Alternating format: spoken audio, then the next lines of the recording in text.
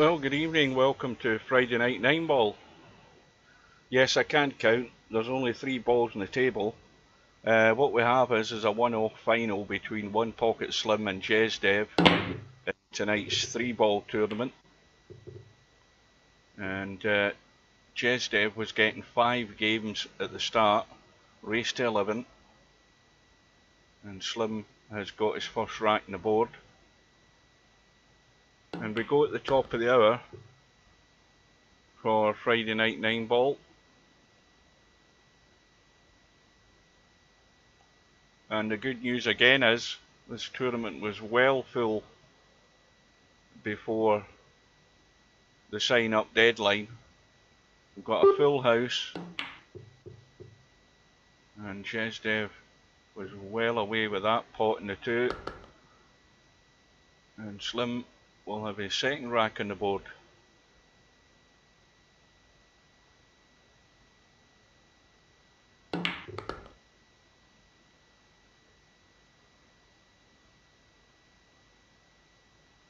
So 3-ball is probably the simplest of all the virtual pool 4 games, because that's all you have. 3 balls on the table, they all have to be potted, and you don't want to come up dry, but that's actually came up dry and reasonably safe. Well, it certainly isn't that slim.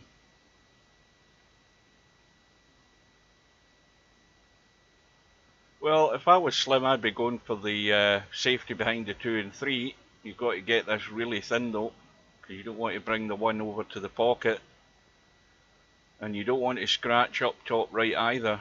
So that's what I'd be doing.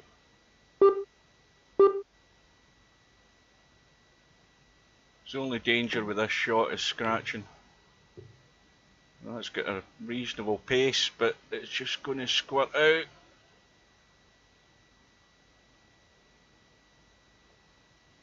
Now, had he had more right English on that, he would have went to the short rail, side rail, short rail and long rail and in behind the 2 and 3. But Slim's got his reward. Jezdev couldn't take his opportunity.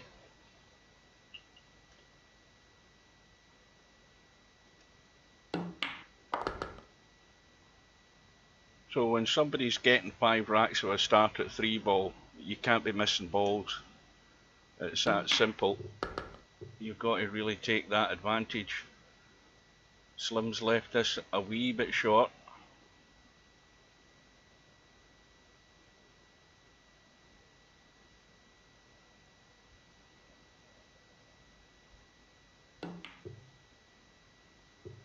And that's what happens when you leave it short. So Jezdev has a gift.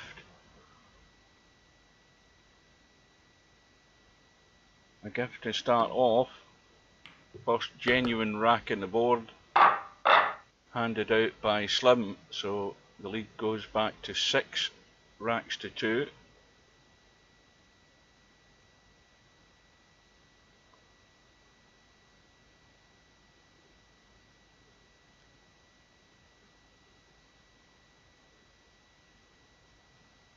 Now this is a, well, Slim's moved his cue ball, but that's the break that works is the cue ball just appearing, and you break with topping the cue ball. That one works as well, but if you break with topping the cue ball will run through if you get it right, the 2 and the 3 run around the angles and go into either top left or top right pockets as we look. This is just a wee bit short again. Testy little cut.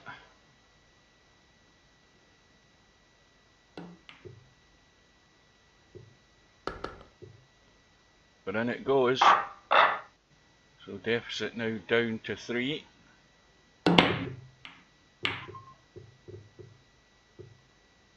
Well, I don't know whether he got the top on it there. It was more of a stun, and the cue ball came back and ran into one of the balls running around the table.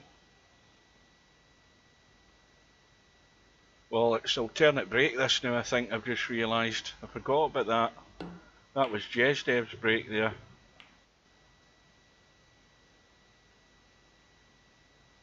And he's going to get his chance to open up the lead again here.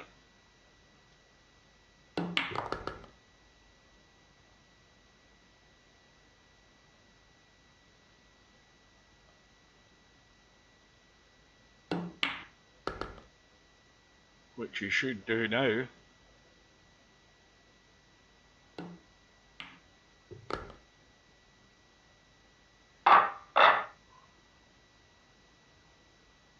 Wonder if Slim will try it. Nope, he's sticking with his left side break. Two ball doesn't go in this time. One ball's a thin cut. Got to watch the scratch bottom left hand corner pocket here with this shot.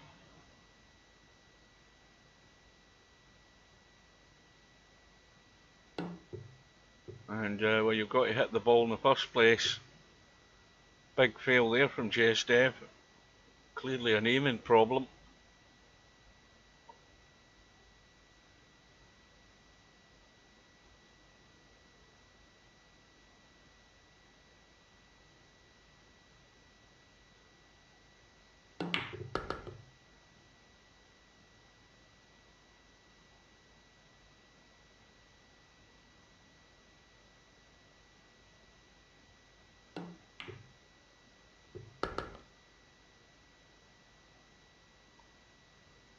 So Slim trying to chase down this deficit. Well, actual score is 7-4, but if you discount the handicap, then it's actually 4-2 to Slim at the moment. So he's back to trailing by 3. And Jesdev again, well, the double kiss off the 3, the other 2 ball goes in. Excuse me.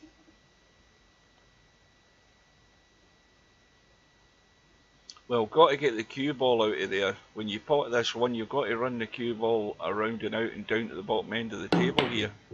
Well, he's tried a big draw.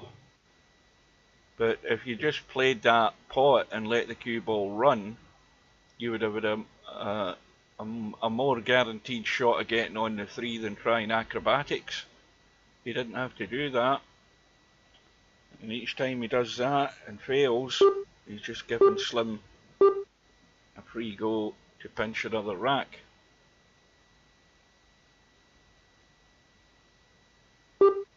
Now, having a 5 rack lead in this game, and with it being alternate break, is a big advantage. But Jesdev isn't quite making the most of it.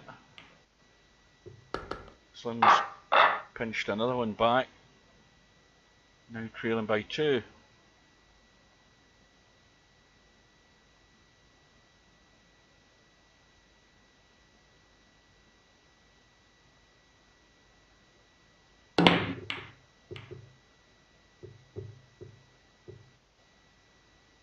And no joy this time. Nothing has been left easy for Jesdev either. He's got a dodgy cut to that top right hand corner pocket.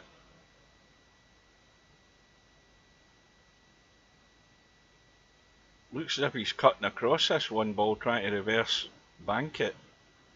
But I'd be cutting it to the right. Yeah, that was never going to happen, was it? Well, Slim's going to have to jump.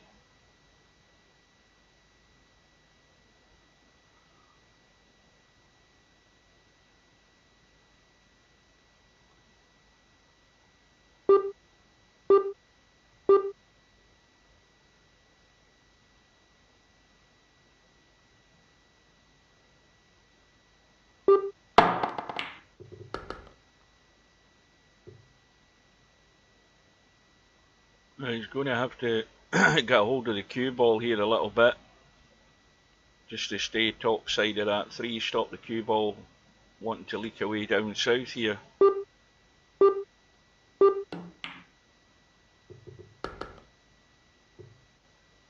He's held it pretty well.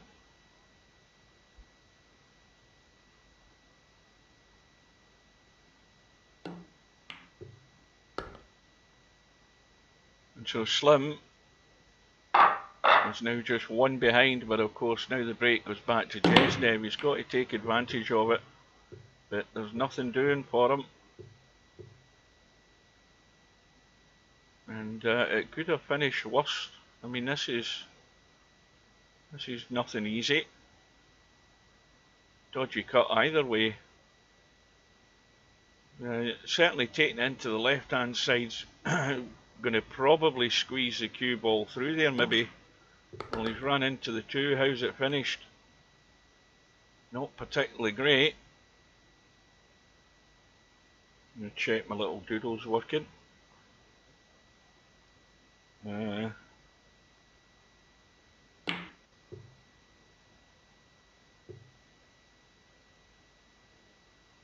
can get it to what that is.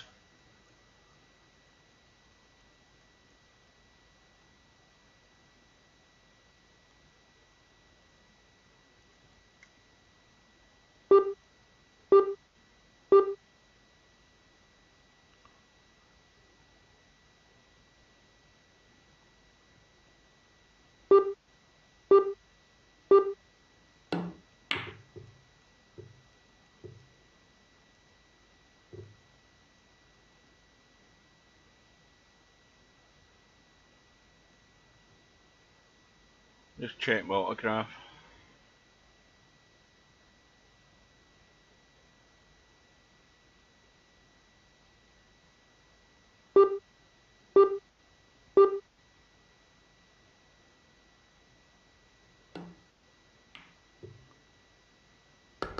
Dead weight cut in the two, and this 3 ball to get back on par.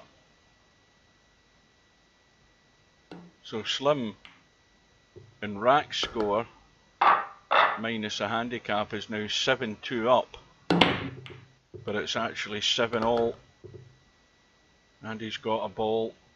3 ball is gone, but again a dodgy cut in the one. He's got to let this cue ball run to come down on this left side for the cut in the 2 ball. And he's gone up and down for the bank. The cue ball's got to run though. I think that's perfect. That's worked out very nice.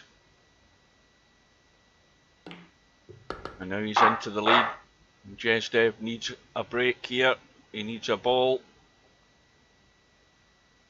Slim's going to run away with it now. 2 ball not going, but the 1 has, and the 2 balls in play. And now he just needs to jab back off this 2. Just a little jab back. He's going to look as if he's running forward. No, he's jabbed and stunned it out to the right. That'll work as well. So a quick response from Jesdev. Back all square. Break goes back to 1 pocket Slim. 3 ball cracking, and it goes. And again, it's not finished healthy. This is not easy. Got to get right into the cue ball. Again, he's playing the bank, and that's worked out nice.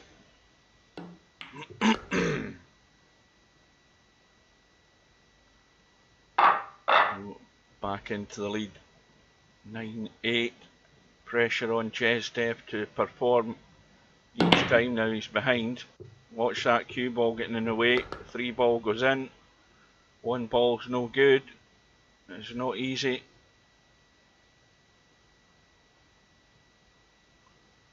And you would think if Jesdev can't get this in and get a shot in the 2, Slim's going to be 1 away on the hill. So this is just a little time filler for Friday night 9 ball, which is due to go at the top of the hour. We have 16 in. It's a full field. So the bracket has already been drawn, and I've already chosen the match we're going to get in and watch. And we'll cover that in a minute. Well, this 1 ball, and anywhere in the middle of the table will do. Cue ball into the side, and Slim will be breaking for the match.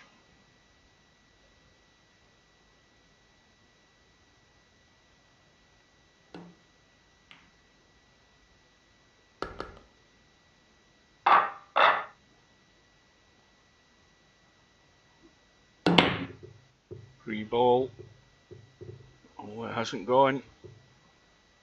One ball is not a gimme, but Chesdev has a lifeline here if he can take advantage of it. But he's running the cue ball. He didn't get a hold of the cue ball, and he's going to have to play the bank on the 2. Cross table bank. Last chance saloon. Oh, it's not quite held the line, and that should be that.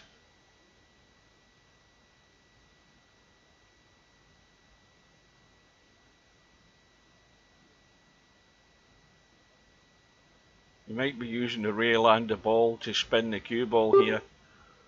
No, he's digging in.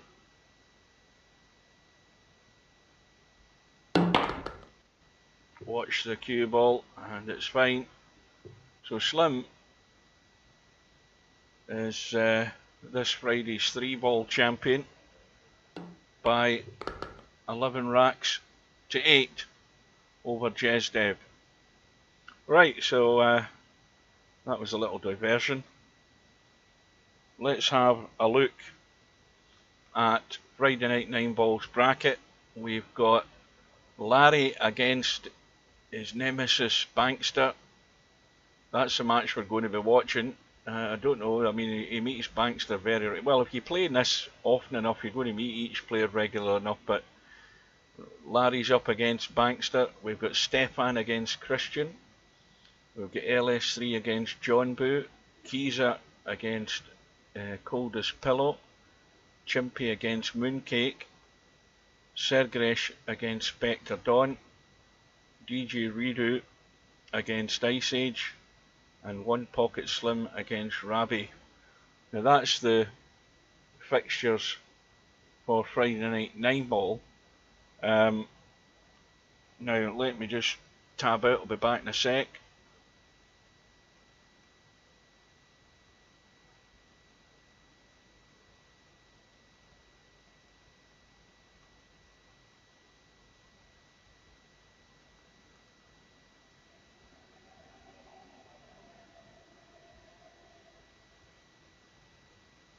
Now what we have in the lobby chat that I've just posted is the scheduled matches, unless something's been added to the schedule, but the ones that I'm going to be streaming tomorrow for the 2023 8-Ball Bar Table World Championship. We've got, I think it's a round 4 match between One Pocket Slim and Bankster tomorrow at 5 PM British Summer Time, 1700 that is, of course, and that's 1400, sorry, that's wrong, that's, what the hell, I can't count now, yeah, that's noon, noon Eastern Time, and then 90 minutes after that one starts, so there's a possibility that One Pocket Slim and Bankster may well still be playing. Oh, 11 AM for you, yeah. So you're on Central Time, aren't you, or Mountain Time or something daft like that. Then of course we have a one-loss side match between Popman and Brain Fallout, 2 from England or from the UK, and that goes at 6:30, 18:30 tomorrow night. Now, what we'll do is we will show the banners, because I want to have a look at the full schedule, see if there's anything changed. We've got the matches that I've mentioned.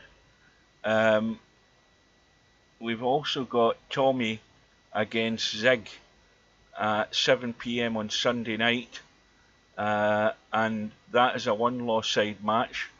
So that's a sort of warm-up match to the big match on Monday. Monday night we will have the match between Albinario and Larry. I'm not sure what round that is. Is that a round 4 as well? Let's have a look. 1, 2. No, it's a round 3 match between I'm sure that other one was a round 4, wasn't it? Yes, it is. The Slim Bankster match. So that one's a round 3 match, and that will be Monday night, and I will have that one as well. So back to the proceedings. As I say, we will have the match with Larry and Bankster once we go live at the top of the hour. Good evening to Cobra.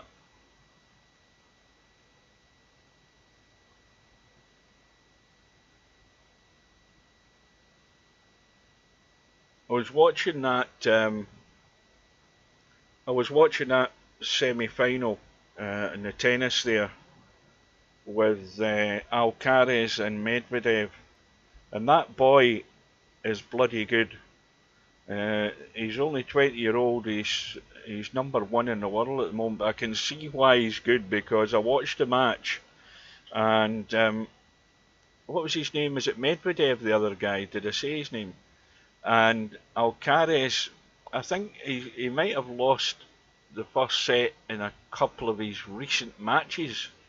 In his previous rounds, he might have lost the first set, and I can see why he's ending up winning fairly comfortably in the end, because watching him, he's playing like a champion does. He's working out a way to win against his opponents, and he did the same again today.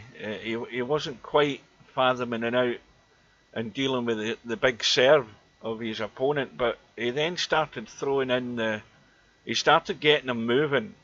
He started throwing in the drop shots and was getting success, and then I think I never saw the end of it because I had to go and get my dinner, but he definitely works out a way to win, and that's against a guy who's 6'6", big booming serve, and I mean he's beat more than him in this tournament. It'll be a good match on Sunday between him and Djokovic, and I think it could run very, very close. Something to look forward to. So we're only 2-3 minutes away from the tournament going live, and I wonder how long it will take tonight, because I thought we had a full house last week. I don't think we were far off it if we weren't, but it went not too bad. It went fairly swiftly, but you can never tell. I mean, if matches get held up or start going the distance, then it can drag on, but I thought it was around about 3.5 hours last week.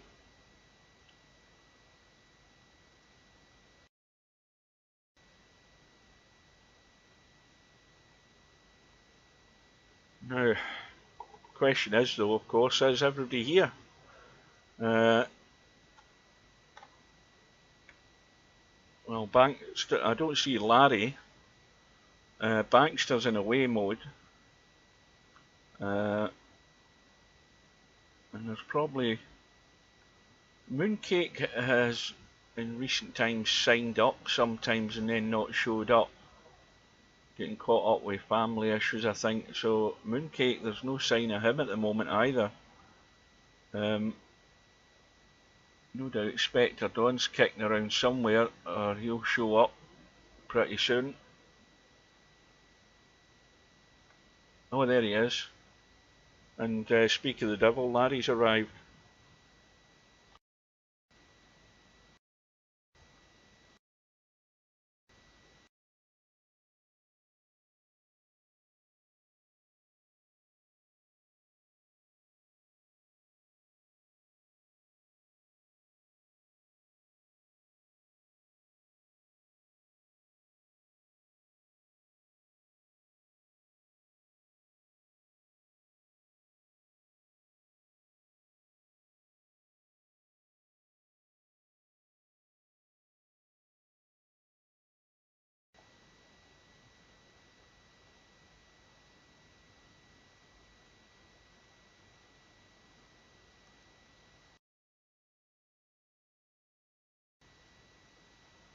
Right, well, we're almost at the top of the hour.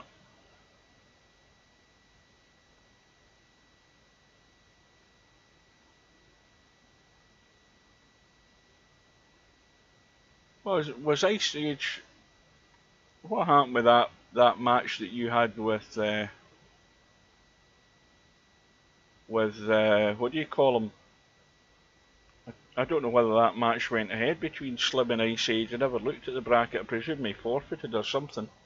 Anyway, the rooms are up, and we will head in to Larry and Baxter now. Again, just a quick look. Oh, Mooncake is here. He's arrived. So we'll jump into the Larry Baxter match.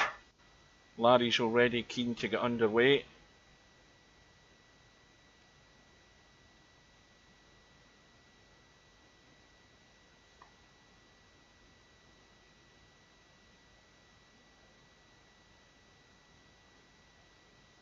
Usual thing, Baxter sitting in the lobby, but he'll be getting the alarm call to let him know the room is up. Of course, the alarm call's no use if you're not sitting in front of the PC at the time. But let's hope he's there. But he's in no hurry to get in. And Larry will be giving Baxter a handicap, of course, and that always makes Baxter dangerous.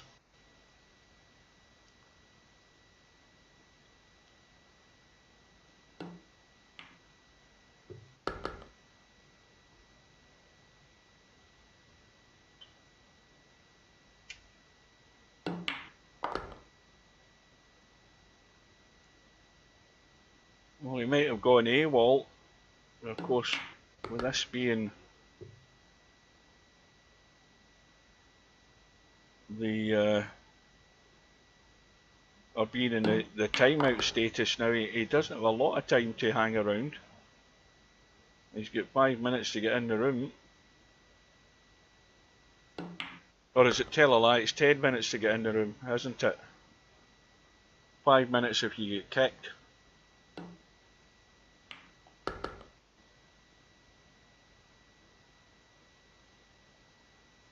So Larry getting the practice in.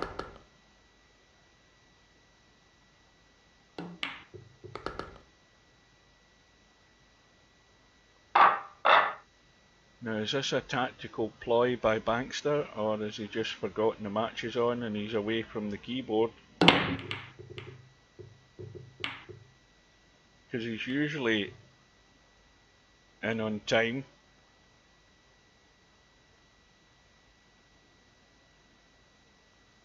Well, I think now why are those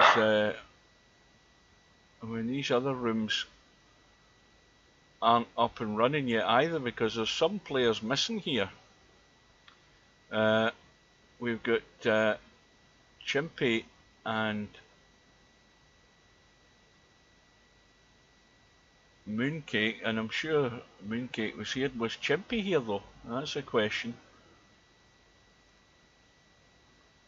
Well, we might have 16 in the tournament, but I think only 8 of them have showed up, the way it's looking.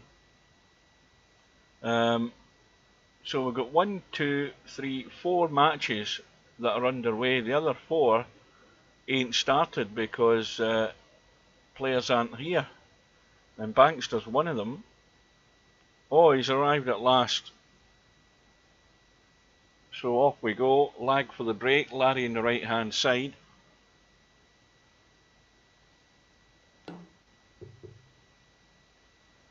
And Larry's just a wee bit weaker. He's just got to the kitchen line. Baxter's nailed it.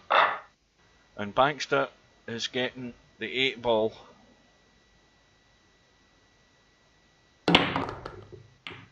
And those 3 balls almost left in a line again in the centre of the pack. 3 ball goes, top right hand corner.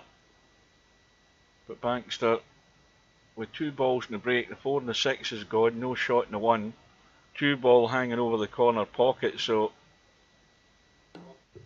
he's playing the push out, and Larry is going to go for that one ball, probably. Well, I was going to say top left. If he's taking it top right, the cue ball's heading over towards that side pocket, and then he's got to get a hold of it. But I think taking it to the top left, he'd have to get a hold of it as well. It's dangerous either way. Well, he's got the line perfect, and the cue ball was well past the side pocket. But this is a big test. Cue ball in the corner pocket, got to judge the cue ball coming out of there. And these are very difficult to judge. And that's going to end up nowhere. But it is very difficult to judge how you get that cue ball out of there and get a hold of the pace on it.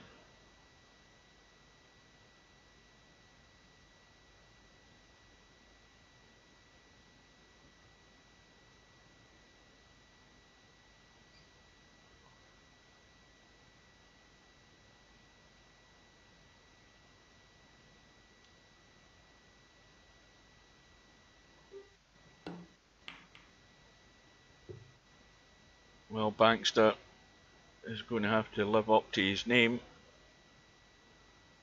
He's going to have to go for the bank, but this cue ball is going to have to run with a bit of spin on it to get around for that 5. Now, the only thing he doesn't want to do is scratch like that, and that's unfortunate, but that was always a risk.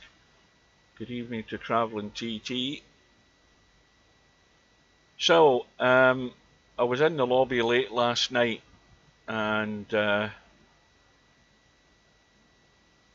whatever moderators were there, not naming names, but they were all asleep, or they were actually playing a game at the time. And I came into the lobby just before I was going to bed, and I saw a guy whose name was my PG-13 name.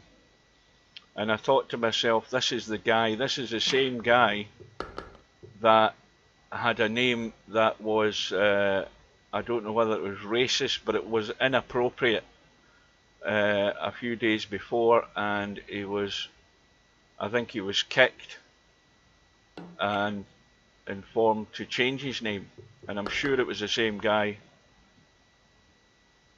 However, something like that, but wait, hear the punchline, Cobra, the punchline's coming. Now, how dumb do you have to be to have had a warning about your name and then go and change your name and then come back into the lobby with his my PG-13 name, as he's called himself? Now, that's fine until you then looked at his lobby profile, which I did.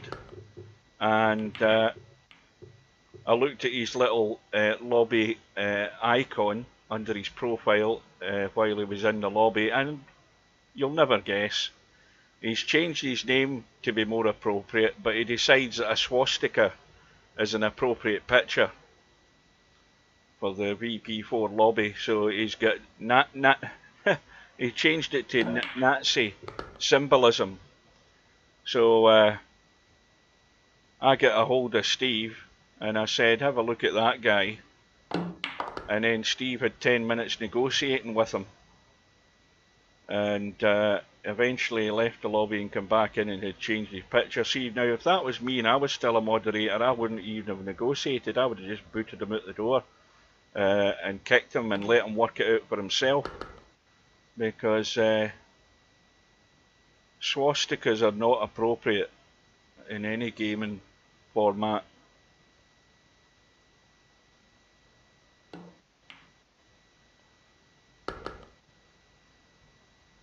Mind you, I have to say that when I had that, what was that racing game that I had?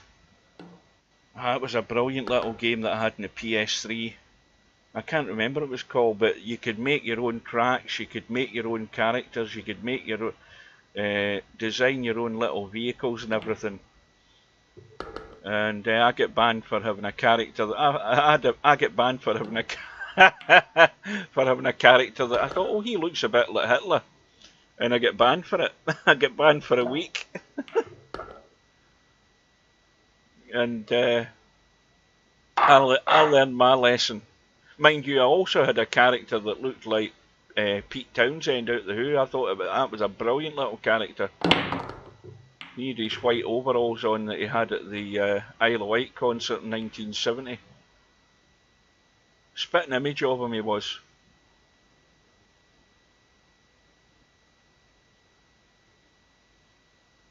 Well, Larry's got off to a very solid start here.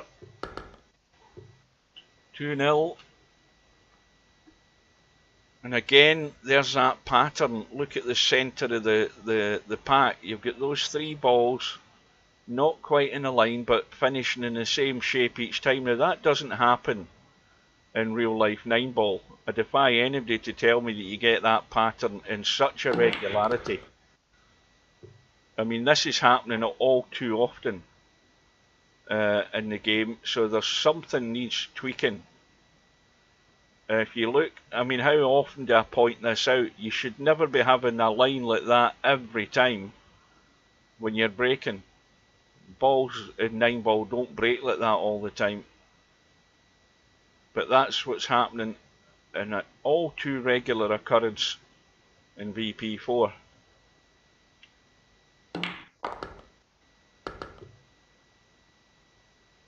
Well, that 4-ball is going to be no good because it's blocked by the 5, so whatever way Larry chooses to get this, and well, Chimpy hasn't showed up tonight.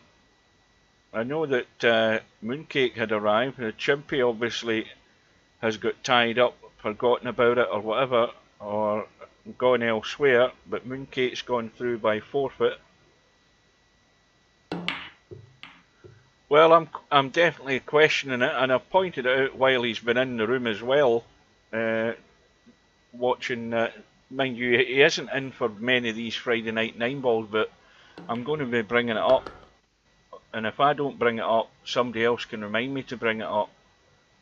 But that is a pattern that you're seeing with inordinate regularity, too regular. Well, Tam, you know Tam, he used to be Tornado Tam. Tam sent me a PM last week, and the PM was Hugh Edwards, that's all that I'm saying. Now, how he got to hear about that rumour, I don't know. But obviously, the rumour has been around the social media, and all the newsreaders at the BBC all knew who it was. They just couldn't broadcast it. And don't forget though, you're maybe overlooking the fact that the lawyers for this boy, or whatever he was at the time, or whatever age he was at the time, the lawyers for him made a statement saying that the stories about the money and all of this are all rubbish. So somebody's got to come clean here. When I switched on the BBC News a few nights ago, or the other night, Sophie Rayworth was the presenter, and she was having a chat with 2 people in the studio, and she apparently jumped the gun saying that he'd announced his resignation, and then that was very quickly corrected, where she said, oh, he hasn't announced his resignation. His wife made a statement on his behalf naming him, and now apparently he's in therapy, he's in hospital. He supposedly has a history of depression, which I didn't know about, I wasn't aware of it. But to come up with this sort of story that he's been sending thousands of pounds to this person to get him pictures, so is it that, I mean, I presume this person has been taking photographs of themselves supposedly and sending them to him. I mean, whatever your fetish is or whatever turns you on, you only have to use the internet. You don't have to go and you don't have to go and pay somebody thousands of pounds to do that. You just go into the net, go to the right sites, you can be there to your heart's content. knock yourself out. You know, I just find it a bit of a crazy story. It's a bit hard to believe.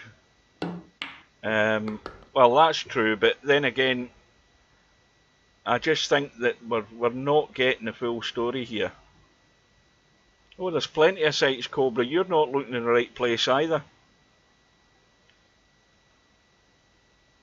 I mean, his wife obviously was fed up with all of this rumour. She was probably getting, because the whispers would have been out, and she was probably getting hassled by the press and not just the Sun.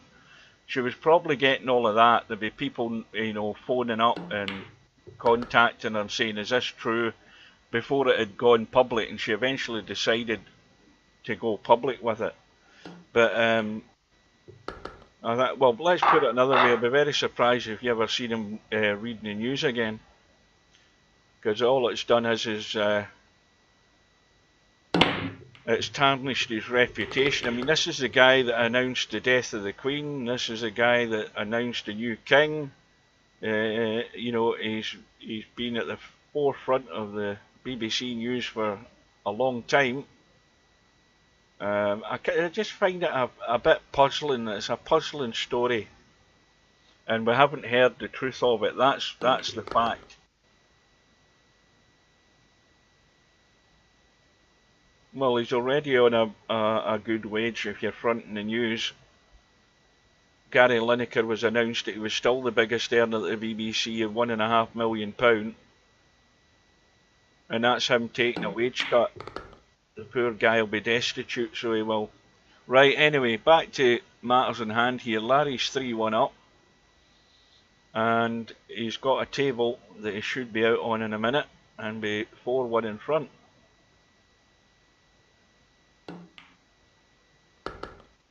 Well, that's what I'm saying. Whatever your fetish or fantasy is, I wouldn't pay £35,000 for it. I'd simply use Google.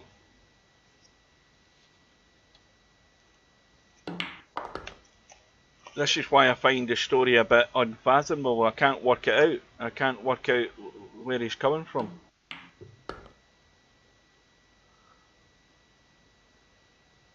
Yeah, that'd be a laugh. It'd need to be a hot tub here in Scotland, Slim. The steam would be, there'd be that much steam coming off it, you wouldn't get a proper quality picture.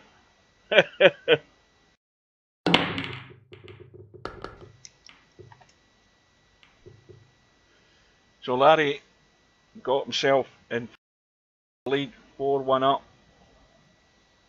Looking good. That's one thing I don't have TikTok.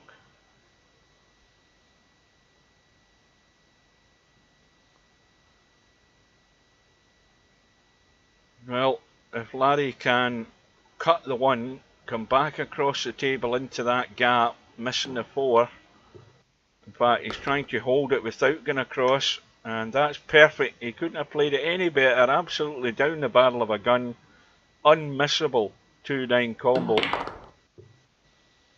And Larry's running away with this. 5-1.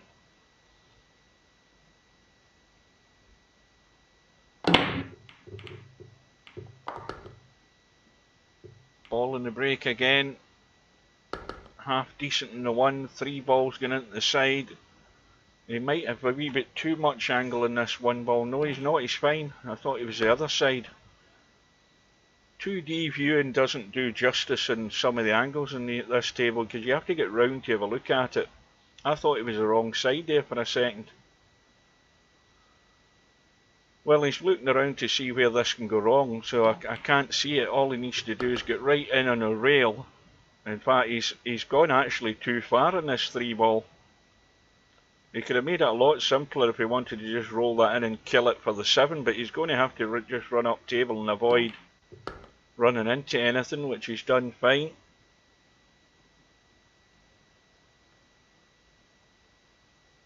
Now, when you go to my YouTube channel, I've changed the video on the YouTube channel, the one that you get when you go to it. So I've changed it to Albanario's 146 break for those who haven't seen it. So whenever you go to my YouTube channel, it's there. And if you didn't get to see it, then make sure you do see it. It's well worth a watch. What's up with the piece of Heinz tomato ketchup? I don't get that. That one's went over my head, I'm afraid. I don't know what you're meaning by that.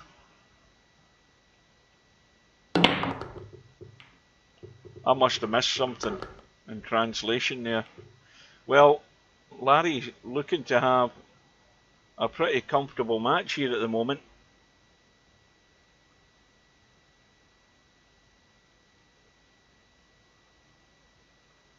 What's up with the price of Heinz tomato ketchup? Ah, right, I've got you now. Aye, that's something.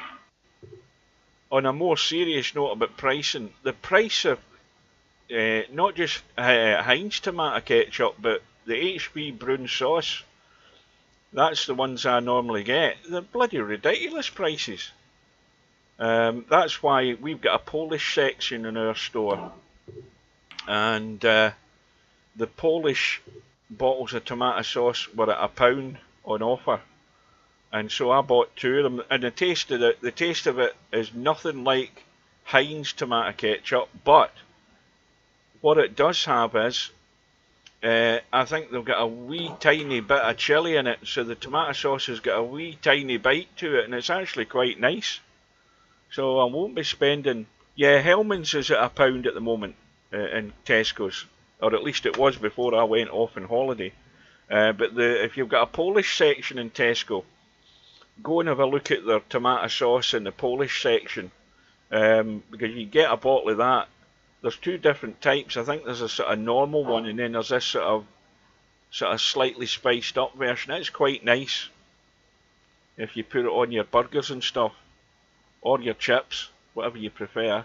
But there's no way I'm paying £3.50 for a bottle of tomato sauce. That's bloody robbery. But there's no substitute for HP, I'll grant you that. HP sauce, I've cried. There's a company. Well, we sell a bottle of sauce, a bottle of brown sauce by a company in Glasgow. I can't remember. I think it's Gold Star.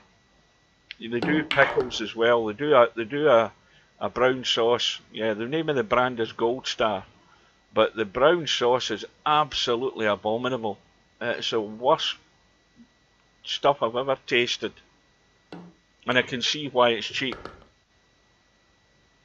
Because they don't have half the quality ingredients in it that the HP stuff has. I mean, see HP brown sauce, see whenever I open the bottle, I only have to sniff the bottle and I'm salivating. That's how good the HP brown sauce is. I defy anybody to open a bottle of HP brown sauce and your salivary glands aren't juicing up. Good evening to Spectre. Well, Bankster's not had a sniff at the 8 ball. I think we could summarise that straight away. And I don't think he's getting much of this 4 ball either. He's going to have to jump.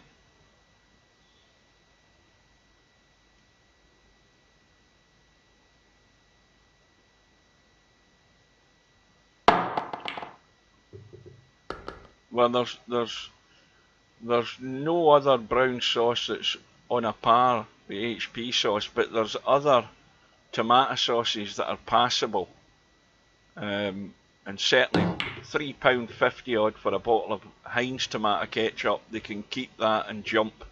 There's no way I'm paying that for a bottle of sauce when you can get something that's not the same, but a third of the price.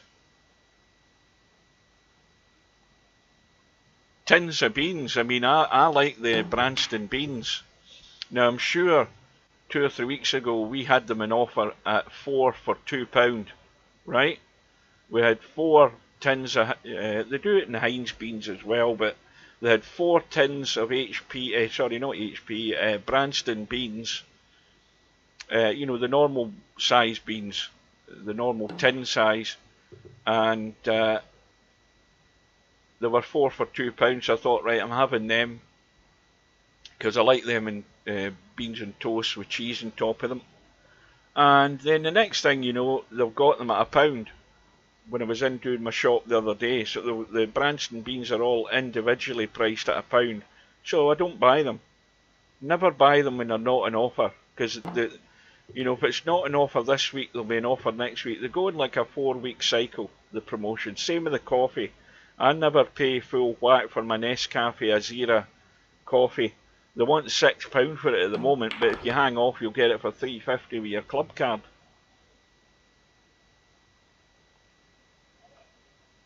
Extortionate prices.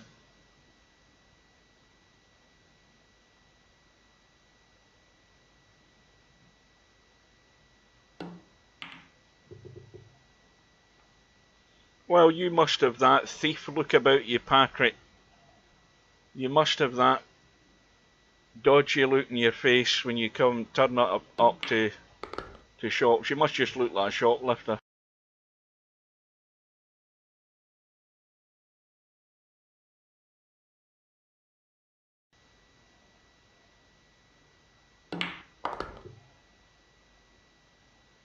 Well, it's all over. The Danger Man has been well and truly stuffed tonight by 7 racks to 1. So Larry comfortably through, no pressure. Right, so that's probably the first, well, apart from the forfeit, that's the first result through. So we'll then jump into this Spectre Dawn Sergres match, see how it's going. It might have just finished. We can't get in. Oh, there we are. Well, Spectre Dawn with a 5-3 lead, and Sergres getting last two. Sergres with again a dodgy cut in this 6-ball, and this cue ball has got to hold up as much as he can, and that was well played. That was very well played. Now, how tight's the 7th? I think it's pretty tight. It is not frozen, no, but if he bumps it first, it ain't going in. And that's well done also now. How's the legs? Well, that'll work.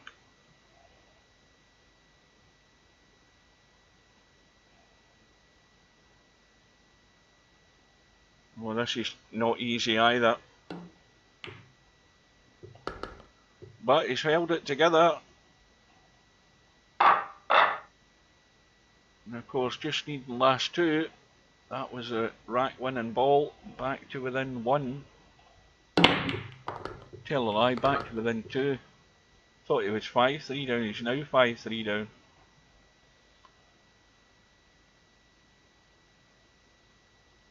And a pretty good break, but I think he's going to have to run the cue ball here. How's the luck? No good. No good, I'm afraid. And if he doesn't get a hit and get this safe, Spectre Dawn's ready to pounce.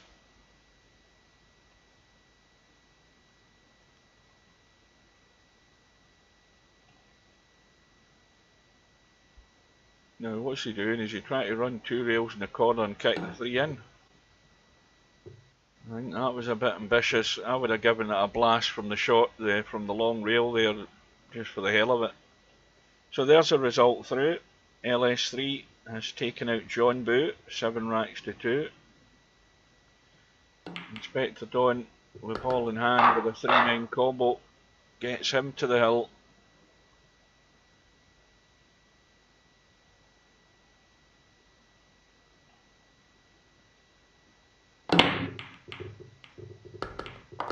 And balls are flying in, and he's sitting good on the 1. Now he's going to either, well, I think he's going to have to jack up, because he's trying to leave that 2-8 combo. No, he's trying to run around the gap and get out. If he doesn't hit the 3, he's got a good chance now.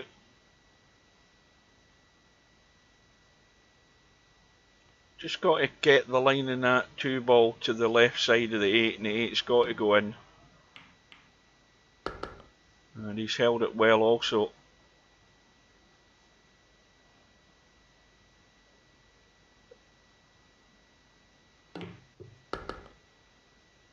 I was watching there's a brilliant documentary, Cobra, or anybody else that's there from the UK, and I only caught the last half hour of it last night, but there's a great documentary that will be on iPlayer, and it's about the construction of the James, what's it called?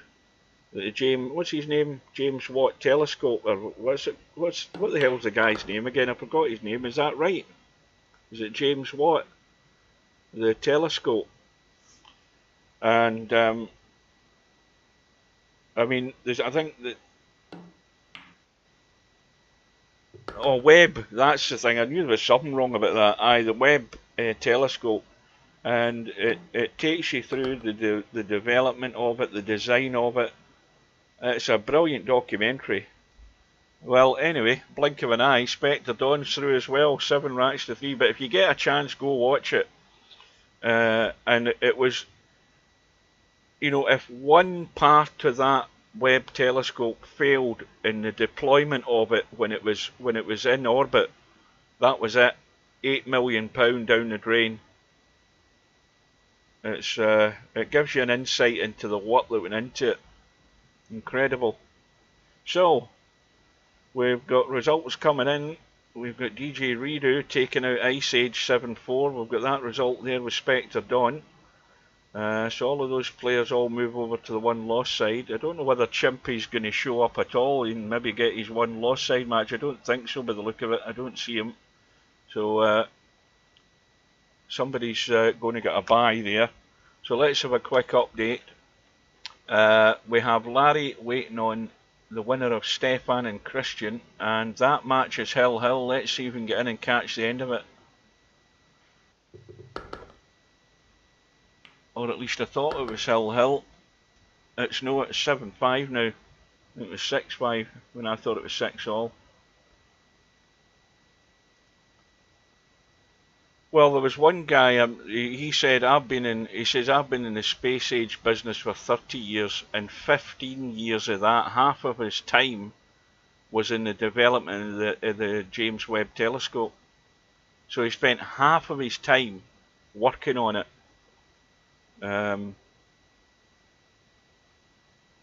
Amazing it is. Right, now we've got Keezer and Coldest Pillow still going at it. Coldest Pillow's 6. Is that 6-4 up? And we've got the second round match with Mooncake and Spectre Dawn underway.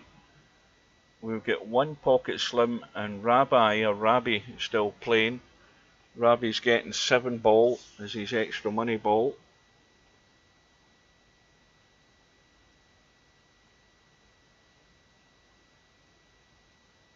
Now we've got to watch the cue ball on the left side of the table here. Well, I gave that every chance to go in. That was well done.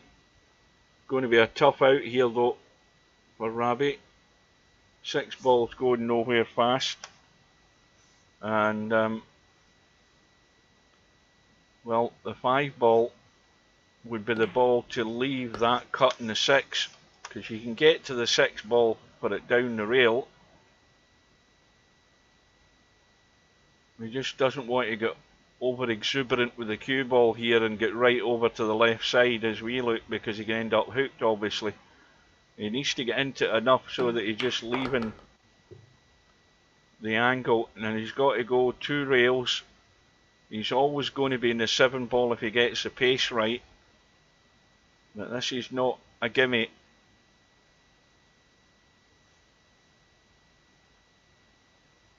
Can't chicken out with the pace in the cue ball here. Got to come back across the table. And that's excellent. Where's it going though? I think he's okay. Well, he still needs this 7 ball. And then it goes. So we might still have a match on here. Slim's 1 in front. And Rabbi's break. That's given him certainly 1 or 2 balls. We've lost the 2 and the 6. And again, a dodgy shot in the 1.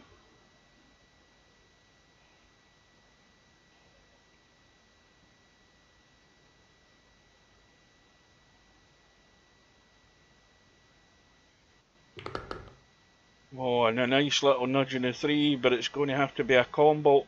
It hasn't ran far enough.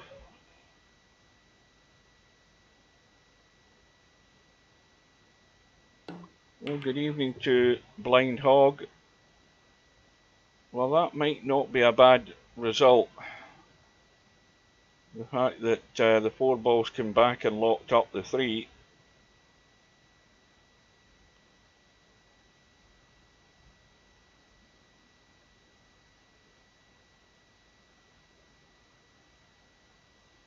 Now, what's he trying here? Is he? I don't think he can get. I don't think he can get enough of that 4 ball to billiard it in. I think he's too close to it.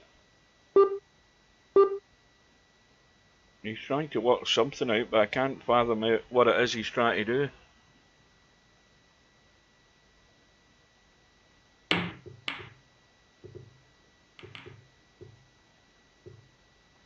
Oh, he's said in the chat there, bank the 4. Well, another not easy 3 ball here for Rabbit, but he's got a chance to take this all the way. And again, well done. No worries about getting on the 5 ball, just got to get the cut on the 4.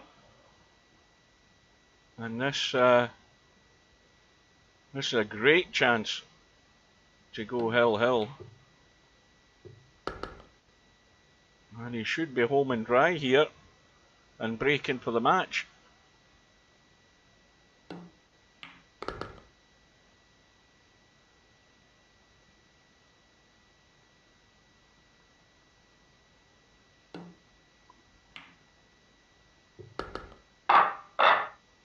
That's what we'll keep an eye out for the rest of the night when we're watching these matches. Watch those 3 balls in the middle of the pack. See, that rack's broken nice. We're going to have to work out where it is the player's breaking from for that to happen. I mean, obviously they're breaking from the break box in Friday Night 9 ball. But it didn't happen there.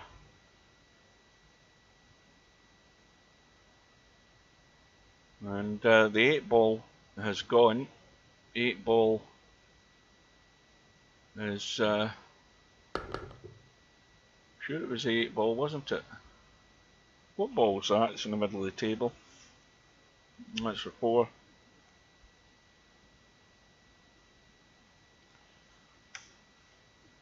Now, if he runs forward, he can run past that 3 ball, I think. Don't know whether he's going to run inside it too much though. Is he going into the corner?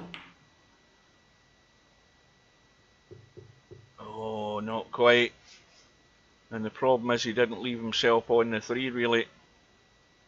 I'd have been more inclined to take that into the side, because that, you know, when you're taking it into the side pocket, you might not have a dead easy 3 ball, but at least you're going to see the 3 ball. What he played there, he got the cue ball nowhere in terms of following up with his next shot. And that may well be Rabi's last shot in this match.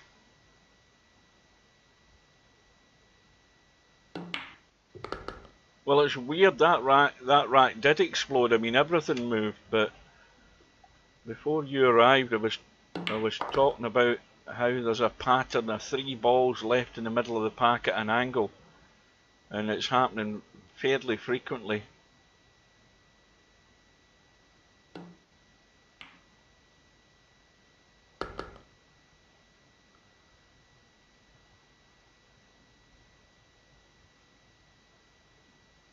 Yeah, you keep hitting the / think you're in VP4 trying to chat. I've done that before. Well, Slim is going for the double tonight. He's going for the 3 ball, 9 ball double tournament tonight, having just won the 3 ball tournament. And he's through by the skin of his teeth against Rabi by 7 racks to 6. So now we have the match with Mooncake and Spectre Dawn underway. 2-1 at the moment to Spectre Dawn. The One Pocket Slim match will just update. We've now got Slim playing DJ Redo.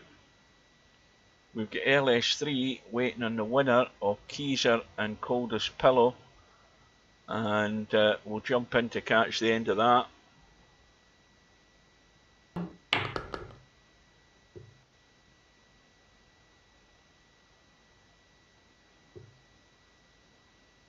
And Keezer is looking to try and take this all the way. It's a scratch match, no handicap, and there's no doubt that whoever gets through in this match is they're going to be getting a fair little handicap against LS3.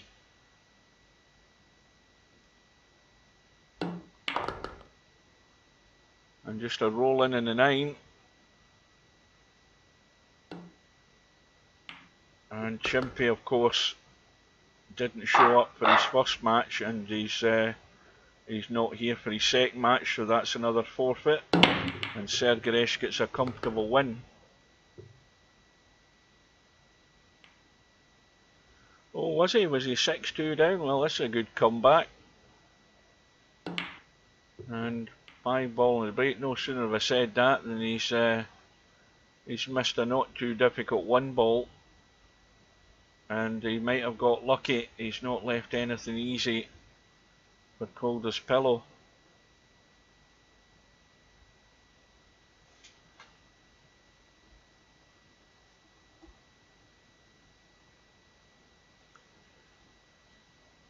Well, my favourite sporting events of the summer are almost over. We've got Wimbledon that finishes on Sunday. We've got the women's final tomorrow, men's final on Sunday, and then there's only one. Well, tell a lie. There's another few events left. I'll correct myself there.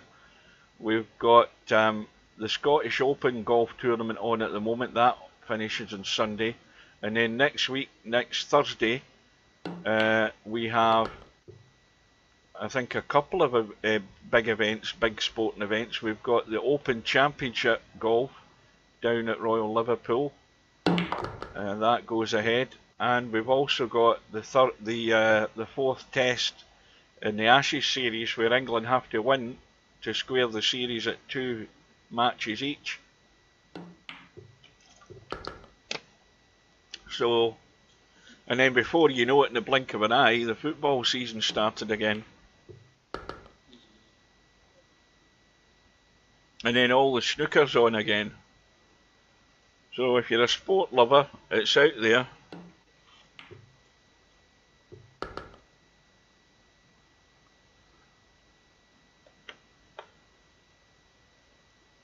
Right, so well done to Coldest Pillow for surviving what seems to be a solid comeback there by Keezer. And he runs out eventually, Coldest Pillow, by 7 racks to 6. So LS3's got a match on. Right, I think that pretty much takes care of all the first round matches. That's us 43 minutes into the evening, and the final first round match is over. We have Larry against Christian. Christian getting 7 and out. LS3 is given the 5 ball to Coldest Pillow. Or is it the 5 ball or the 6 ball? I think it's a 5 ball. Surprisingly, Spectre Dawn is getting last 2 against Mooncake. I don't think that matters a great deal, but he's already 3-1 up. And we've got DJ Redo started off with One Pocket Slim. That's the match we're going to get into, because DJ Redo played pretty well last week from what I've seen of him. And he's got 7 and out against Slim. Oh, he's just scratched though. Slim's got ball in hand.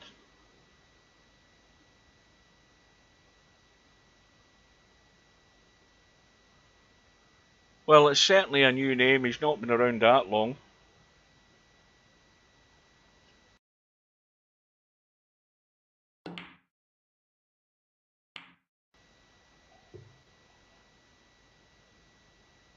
we've got the 3 and the 6 and the 9. Now that 3 ball and 9 ball,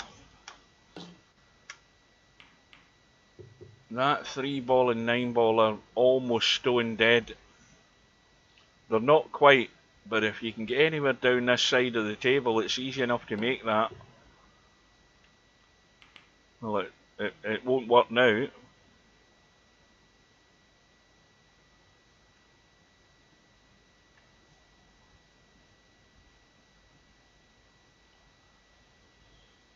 Well, I actually downloaded Shooter's Pool to reinstall it during the week there, because I obviously lost all of that when I had to get my PC fixed, and I downloaded it, installed it, and then immediately got bored and just shut it down because I couldn't be bothered going in to check the settings were right or whether it had saved them in my profile online. I couldn't be bothered, so I just killed it. So I haven't been in and had a look to see whether they've been doing any other updates or anything.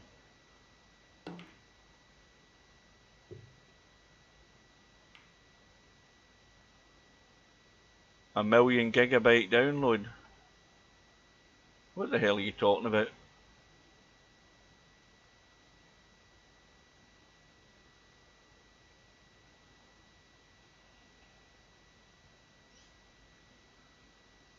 I'll tell you that their European servers are not that great, because that's where I was downloading it from, and it took longer than I would have liked to download it. I don't know what, I mean, it's about, I mean, VP4's nothing to download. And I'm sure that Shooter's Pool's like, is it 5 or 6 gigs worth or something?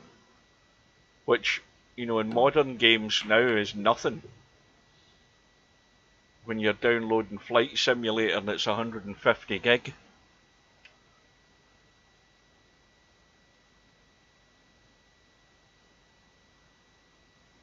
Well, I would say that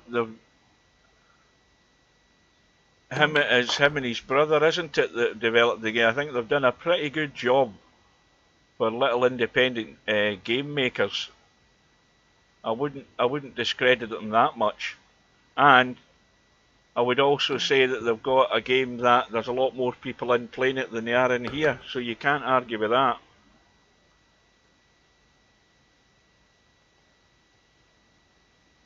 And I've said it and I've said it and I'll keep saying it, because it's a lot more user friendly. People like to be able to set things up the way they want to set things up. You can do that in there, you can't do that in here as such. It's too hardcore, this game.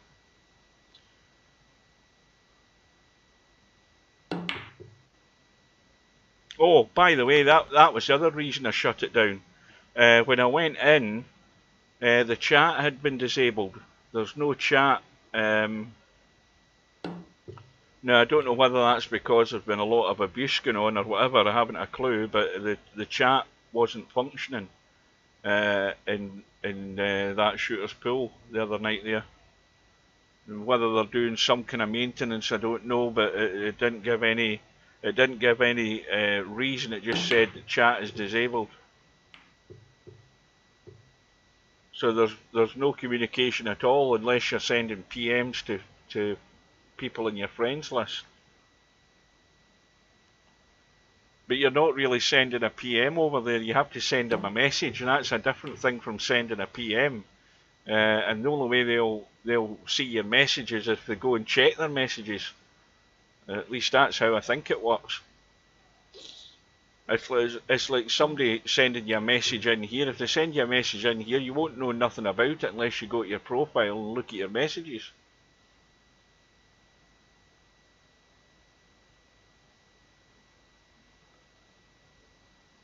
Well, I think he, I mean, only Steve can confirm it. I think he pretty much is now, but he wasn't at the beginning, because he had an artist in that, and he also had other testers in very early on in the game before the VP4 testers got a hold of it. But he has employed a few people. I mean, the offline the offline tournament thing was set up by a VP4 player. It was him that did the work for that. You know, the career mode thing. I can't remember his name. What was his name? But he used to be around VP4. He isn't now, but he was part of the development team that put the career mode thing into VP4 offline. Uh-oh. Well, DJ Redo has been handed a gift here, and he needs 7 and out, so just this ball for the first rack. And Stefan survives against Bankster. Bankster has gone quickly tonight. Larry took him out, sent him to that one lost side, and Bankster's gone to bed early tonight. Because if he lives in Dubai or Kuwait or wherever it is, he's already 4 or 5 hours in front of me, so it's late for him. And he has gone home early.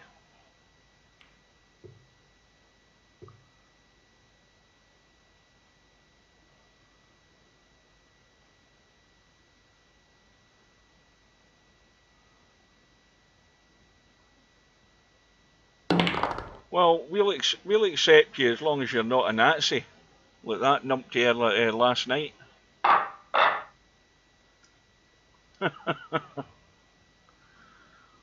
Well, Larry is on a roll tonight. He's played 2 matches and he's only lost 1 rack. 7-0 win against Christian. Yeah, it will not happen now that I've mentioned it.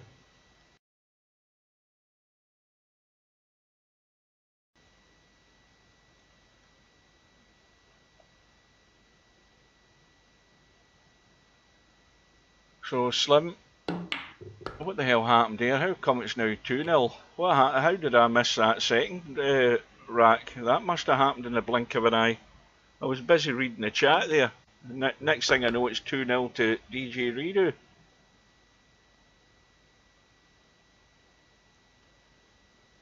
Is Slim going to have a cut, or is he going to try a far-fetched combo in this 9-ball?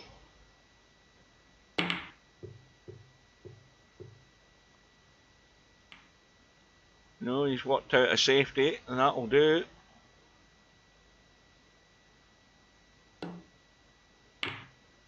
Oh, the double kiss there. I think DJ Redo was trying to maybe come off the left-hand side of that 3-ball there, but he got the double kiss, which just killed it stone dead. And Slim's got a very inviting table. Oh, he's got to get the cue ball moving though. And that's a big fail. Can he get enough of that 4? I think he's going to overcut it. He's going to try and kick it. I would have tried maybe cutting that to the short rail in the top there.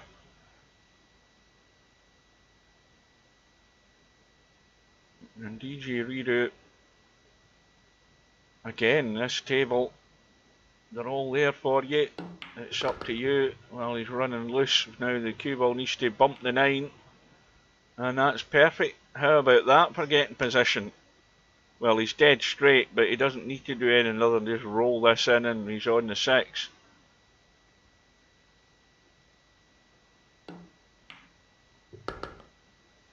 And it's going to be 3-0, barring an absolute disaster here by DJ Redo.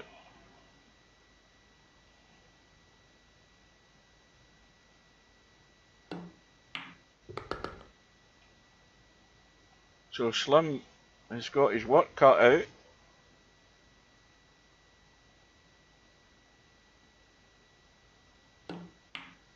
Well, if you guys were paying attention, I doubt DJ Redo must have had a combo or something very quickly in that second rack, the one that I completely missed.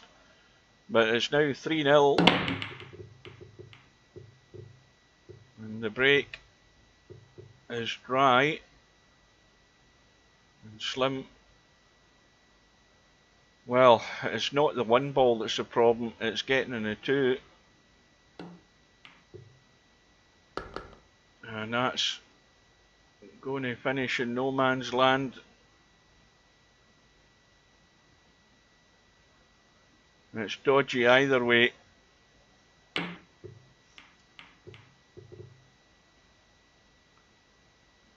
Well, that was ambitious. And straight away here, DJ Redo could be in business. Delicate little cut in the 2. Back out into the table for the 3. And if he can kill the cue ball, he'll be staring down the 4 ball into the other side pocket. Or just drop this 3 in. Well, in fact, he needs to just cut it into the left side of the pocket. That way he can just hit the rail and get the right angle in the 4. That isn't the right angle in the 4, but he can get away with it. In fact, he's fine. It's fairly straight. There isn't a problem.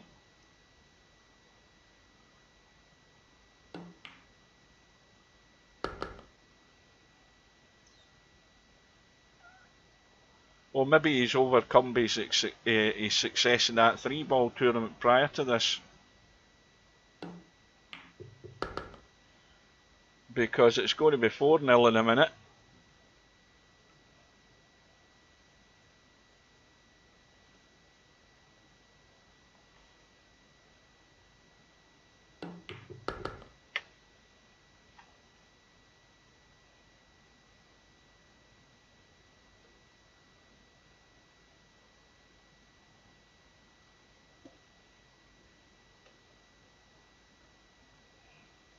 Well, the disappointing news, Slim, you'll have heard that last week or whenever it was, but there won't be a 3-ball World Championships.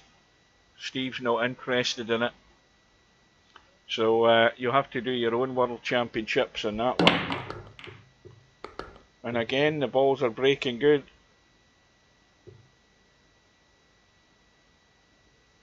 Two ball has gone in.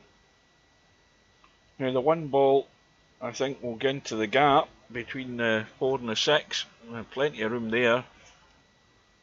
3 balls up over the top corner. And he's overcut it. Now, Slim has his chance. And if he's going to get back into it, he's going to have to start doing it right now.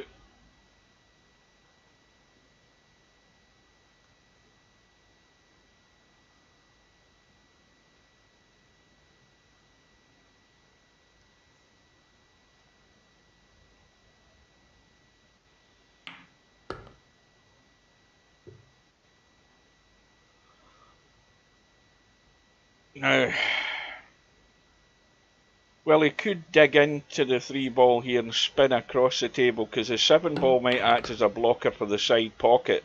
He's actually played that well, because the only danger with that shot is scratching in that left side pocket. Spectre Dawn is battling on as well. He's taken out Mooncake, 7 racks to 4.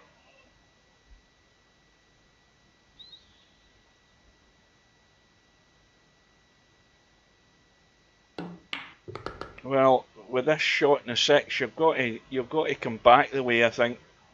Try and get square or top side of the 7, so it's easy to hold for the 8. And a little nudge in the knuckle there wouldn't do him any harm, and that's worked out nice.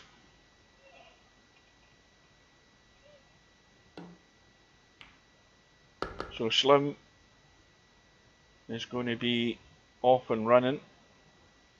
And meanwhile, Keezer on that 1 loss side has taken out John Boo in a final rack decider. So matches are moving on.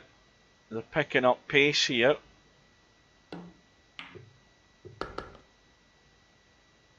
So Slim's on the comeback trail.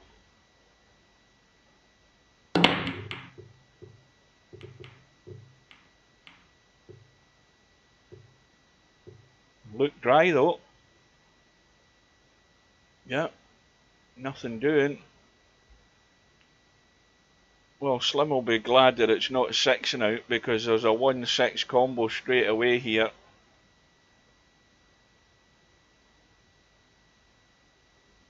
And another result through. Ice Age has also gone to a final rack decider with Rabbi, but Ice Age has come out on top.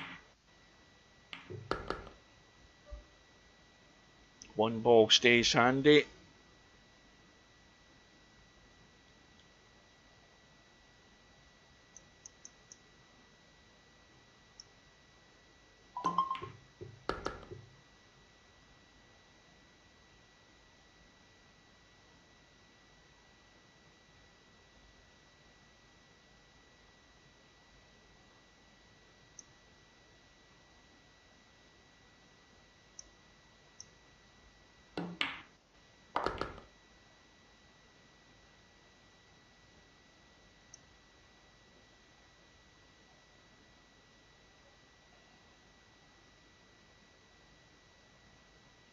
Well, got to get on the 4 ball. Oh, he's trying to get out of there, but he's left a possible bank. 5 ball, the only thing you need to make sure is you're not hooking yourself behind the 8.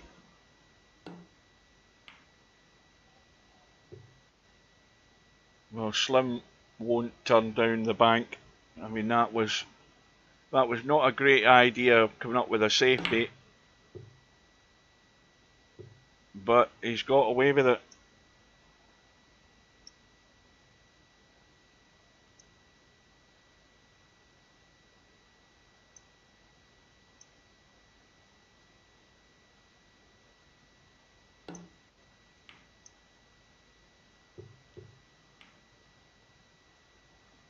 And that's not a bad effort from DJ Redo, because that's now got Slim in trouble.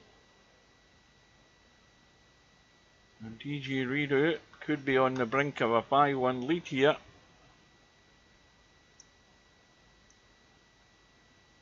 And he'll have a ball in hand to do it as well.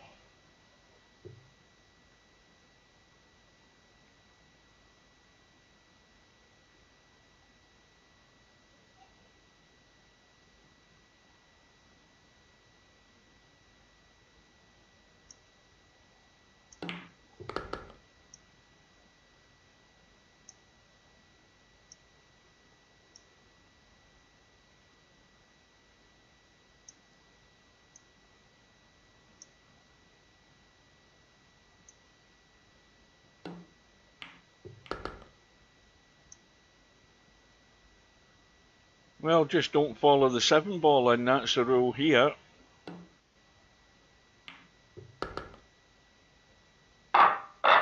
Back to square one for Slim. Big deficit, and he's running out of time.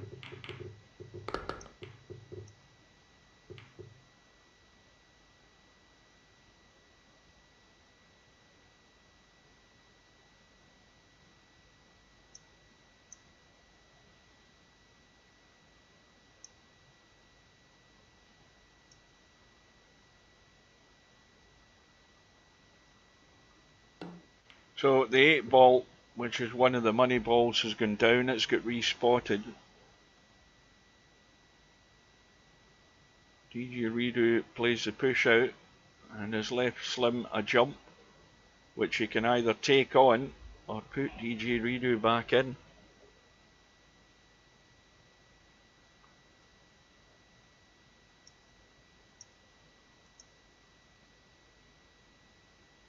You know what I had for my dinner tonight? I was watching that tennis, and it was getting near the time where I was wanting to get the live stream set up, and I decided I wanted something quick, and I had chili and rice, which I nuked in the microwave, and it's lovely. So I had a bowl of chili and rice, and it was beautiful, just enough kick to it, really tasty, and that was a very quick meal. It was all ready in 3.5 minutes. Beautiful. Light in the stomach as well, but tastes really, really nice. You can't beat a bowl of chili. Oh yeah, straight out of the fridge, straight into the microwave. Yeah. I'm not a cordon bleu chef, that's what microwaves are for. And I really enjoyed it. trouble is, I'm going to be hungry again in 2 hours' time.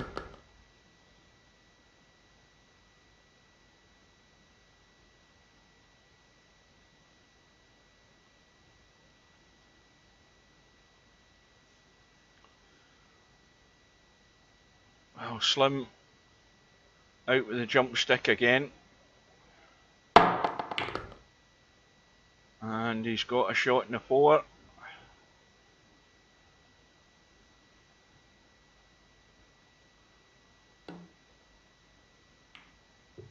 No, they're not too small. The problem is that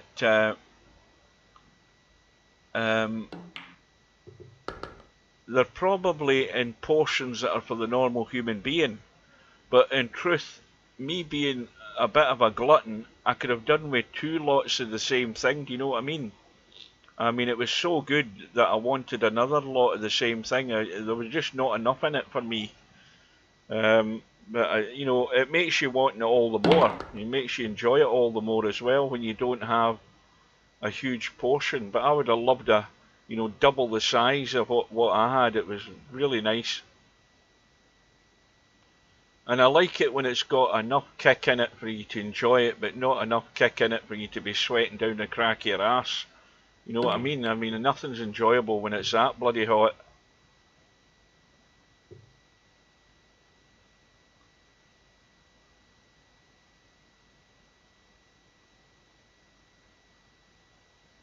Corned beef pie.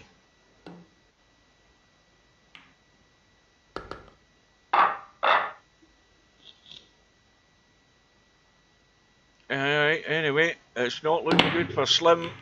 6-1 to DJ Redo. Ball in the break again. Cue ball is in play, and that 1 and 4 might have gone dead.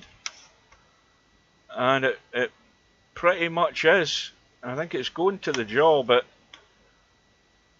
I'd be surprised if it doesn't go in.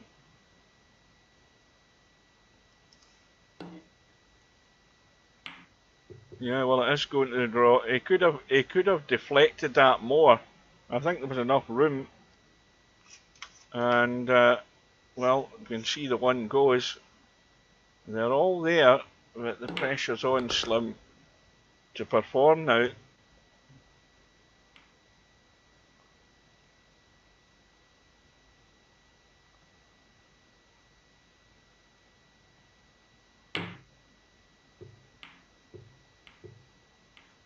Let's have a quick drink before the voice starts to go.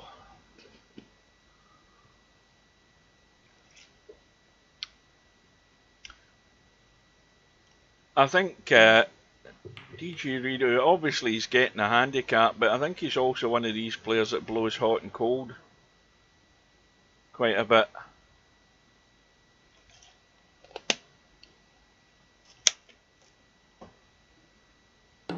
Well, I think the 4 ball's now out of the game. I don't think, well, you could really blast that 4 ball from here, I think, and catch it, and I think you could cut it in. Well, DJ Rudu's gone for the old boom bang a bang, but missed the 3 ball in the process.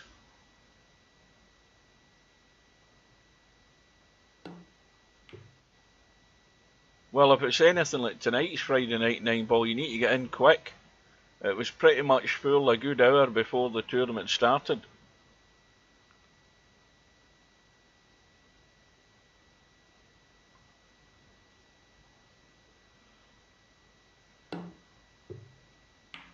Oh, lovely little kick from DJ Redo. Sweet as a nut, that one. And that is a killer blow. Or is it? It could well be. Now this just needs a little dinky cut in the 4. Just to drop across table. You don't need to slam this. And he's gone all out to get up top side. He didn't need to. He didn't need to. Why didn't he just cut it in and drop across table?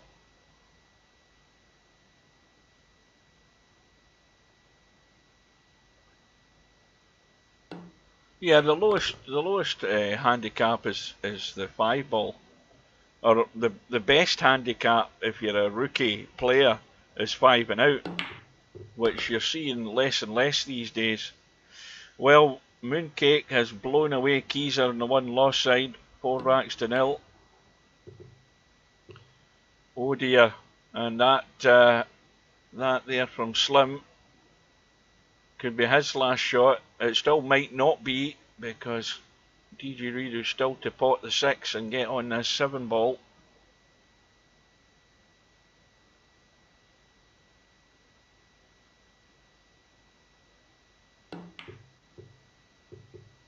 Oh, he's left it hanging, and he had got on the 7, so Slim has used up another of his 9 lives.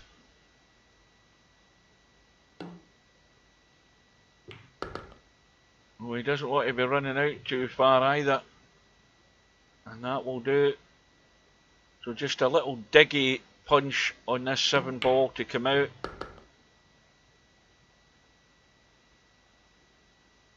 Well, DJ Redo has let Slim off the hook, but it is going to be a long road back for Slim, especially with 7 and out, because you make that mistake at the wrong time during the rack, you could do all the hard work, and then all DJ Redo needs to do is pot 1 or 2 balls and he's won the rack and won the match. And Slim needed the first thing to happen there, which was a ball going in, and I don't think one did it? Nope, he's dry. And, well, there's no combo. The DJ Redo could play the push out, but you know, if he plays down table towards us, he's asking for trouble if he's going to do that. But he's not playing a push out. But now, obviously the 1 and 3 look reasonably well set, but Slim can't, I think, get to the 1 enough. He can see it, but I don't think he can get enough of the angle he needs to get the 1 to make the 3, and he couldn't.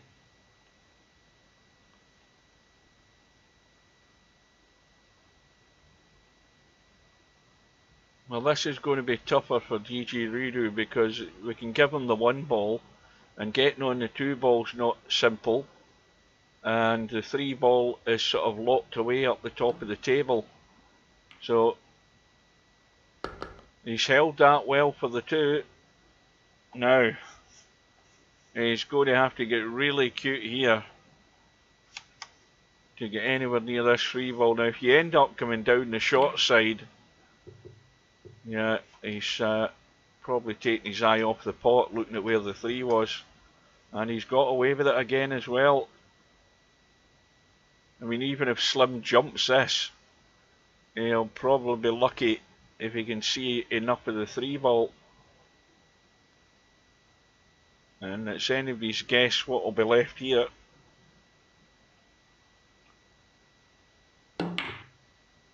Oh, a cracking shot. What a shot that was. It'll be even more brilliant if he gets in the 3. What a shot that was. Shot of the night from Slim.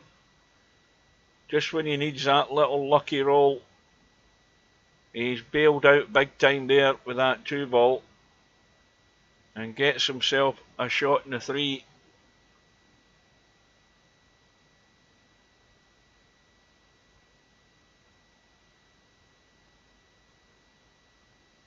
And it's still not in the bag, this rack, because he's going to have to run the cue ball also as well, or get a bump one way.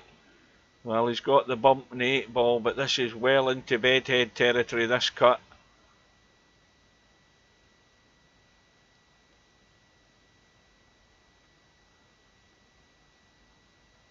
And this is what I'm talking about. Slim's doing the hard work in this rack, but he's not home and dry, and he's left the 4 ball. He would have been on the 5, and that nudge in the 8 won't matter, because DJ Redo only needs to the 7 ball, and they're all sitting there, so this match should be over.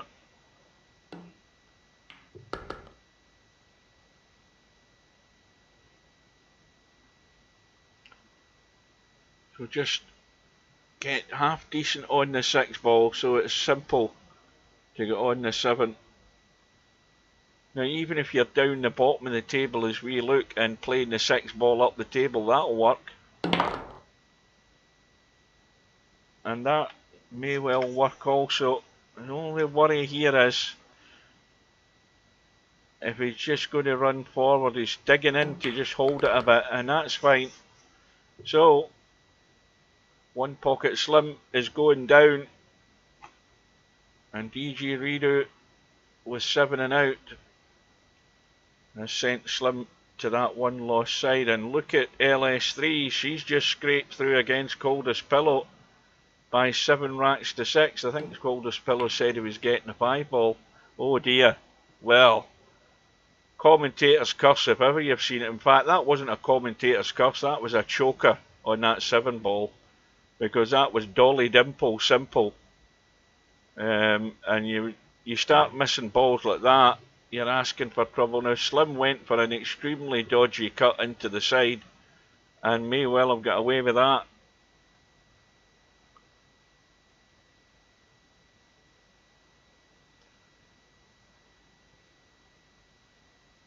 Oh dear.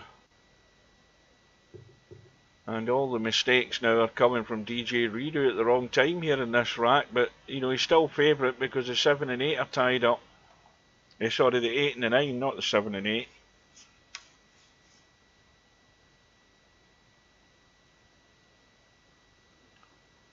Well, whatever Slim does, he must keep the 7 ball safe. He's going to cut it up table. I don't think there's much doubt about that, but he can't. I don't think he can do anything else but go all out for this and try and bank the 8 ball, but that's not great. This is not good at all, where that 8 ball sitting.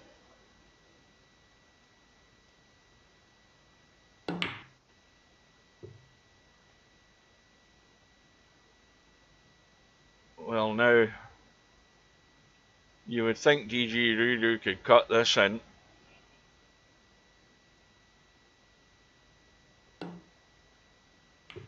And in it goes. And Slim's ran out of his lives. And DJ Redo goes through by 7 racks to, what was it, 3? No, 7-2. Well, we're moving on here. We've got DJ Redo through, now playing Spectre Dawn. We've got Larry up against LS3. We'll jump into that one straight away. And it's a scratch match. We've got LS3 trying to duck for cover, but that won't work because both the balls are exposed. And that 3 ball ain't going past the 6, so Larry has got work to do immediately here to get a shot in this 3 ball once he pots the 2. Got to try and avoid a collision here as well. And he might just finish not that great. Oh, now does it go? I think it goes. I think that goes. When you look at it, Larry's looking at it, but it's certainly not the combo, but that 3 I think goes. Yes, it does. Just squeezed in, and he got on it perfect for that. I don't know that he played that, but we'll give him the benefit of the doubt. But it just went and no more. And 4 ball, shall we say, is tough. And it's off the rail, though. He might fancy having a blast at the cut here and riding his luck.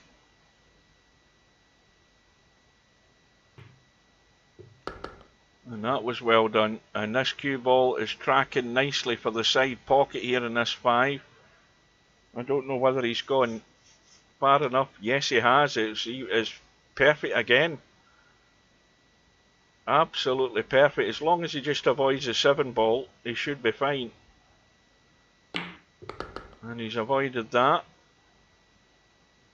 An Ice Age with a 4-1 win against Christian. He survives another round.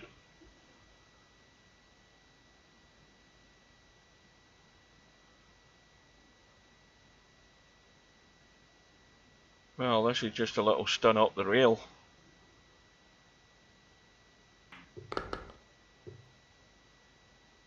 And again, that's finished perfect. He's got just enough angle in the 7 ball where again he can stun off the 7, play the 8 ball up table into the top left or into the side, just depend, probably up table I would think, because that makes it easier to have some sort of shot in the 9. Well, there's a danger here in going up table. He's got to make sure, I think he's fine, I don't think he'll scratch the side, I think he's going to hit the long rail a lot sooner. But he's going to run forward here. He should be fine. It looks as if he's going to be okay with the angle that he's got.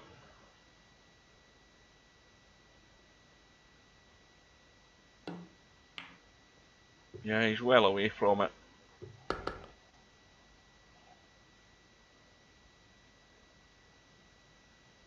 So a good solid start from Larry in this first rack.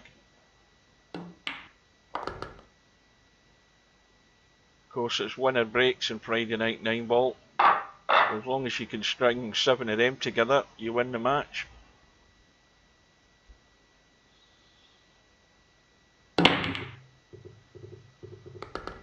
Well, 1 ball thought of going into the side, something dropped in the bottom left, I didn't catch what it was.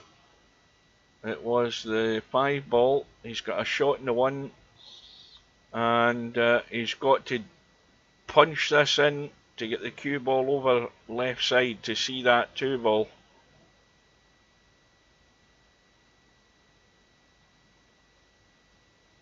Got to get the cue ball fizzing here a wee bit. Got the spin on it, as long as he avoids the scratch. Now he may well just come out behind the 3 for it in the same pocket, because again there's no problem getting on the 4 from that position. Just out behind the 3 and back into the table, checking it up just to stop it running away over to the right hand side.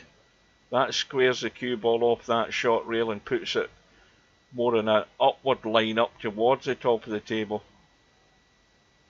And he could end up coming round the right hand side of the 6 ball for the 6 ball into the same pocket as the 4 here. I don't think he wants to risk trying to check this up. He should just let it roll out, and he'll be somewhere over between the 6 and 9 ball.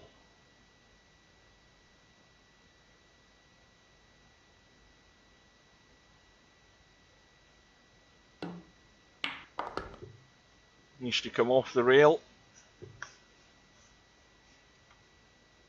Now slightly the wrong side for just dropping straight onto the 7, but he's got 2 ways of doing this, or 2 or 3 ways. You can go forward and around the corner, you come back to the rail and out, you can go to the top rail and up, so it's whatever you're comfortable with.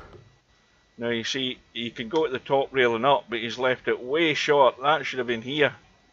He's left that like 9-10 inches short of where he should have been, and this is now in the awkward territory.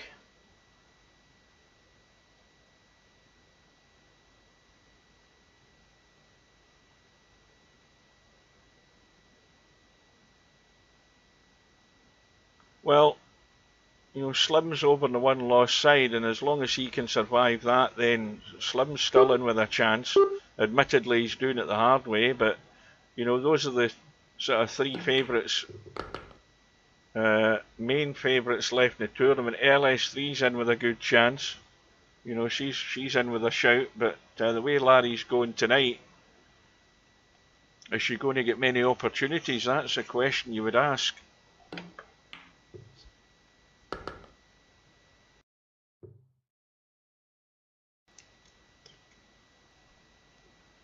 And she's not had a look in from the start here, so that's 2 in a row for Larry, and I think we've yet to see LS3 at the table.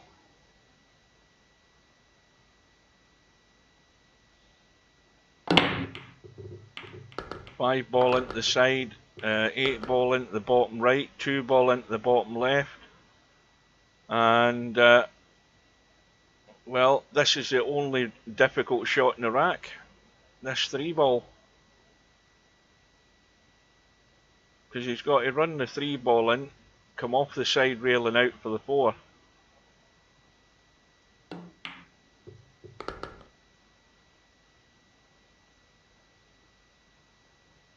Now again, your choice in what you do here, it's dead straight. That's it. There's enough angle to pinch here if you want.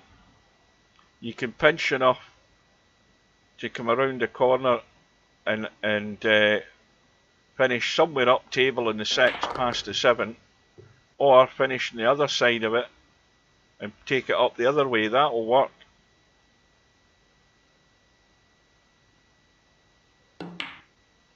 Well, the one thing's for certain here, you couldn't have a better start than this. It's 3-0 to Larry, and LS3 still sitting there wondering if she's going to get a shot.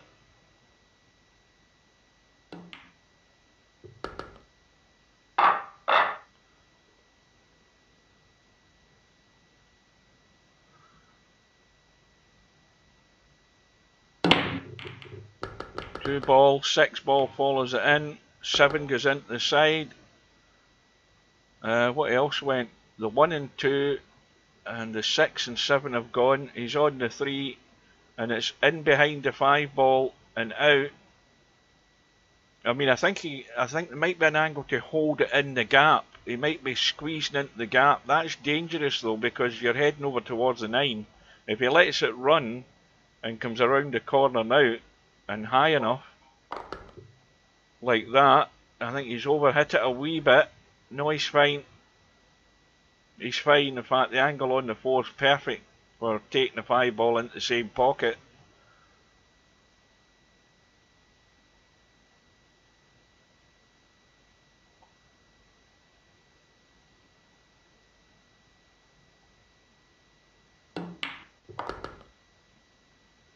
Now, with this one, all you do is pot the 5 and don't scratch in the right side pocket. That's the only thing you could do that would be numpty-ish, is to scratch in the right side pocket as we look. And all you're doing is going to the rail and get up table so that you go left side of the 8 ball as we look. And that's the only danger, is that. Commentator's eye, he called it again. That's why I'm a tactical genius. Oh dear.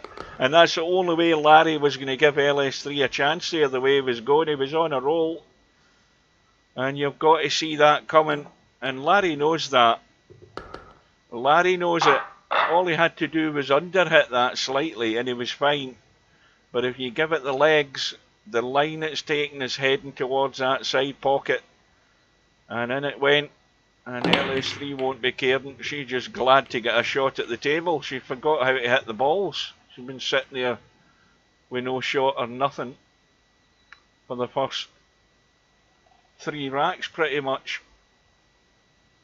And well, you can't ask for much worse than that. She's had a break, has come up dry. Larry's got absolutely no shot. That's the one good thing about it, is that it's safe. Good evening to Tommy.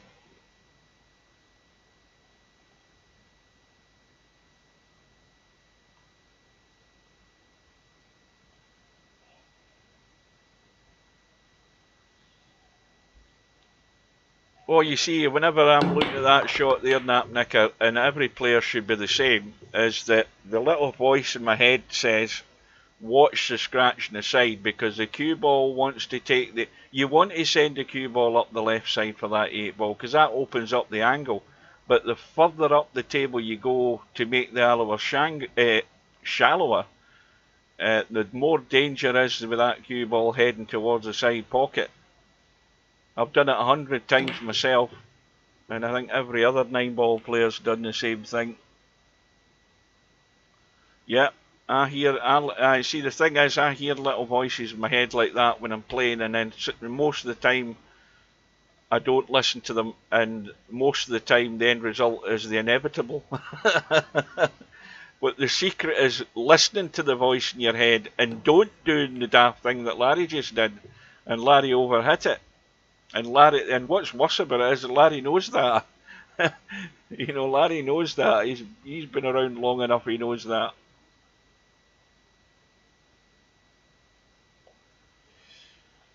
Well, Cold as Pillow is on a roll. It's 4-1 as a result against Sergaresh. So Sergaresh has gone down. And meanwhile, LS3 is getting down and dirty here.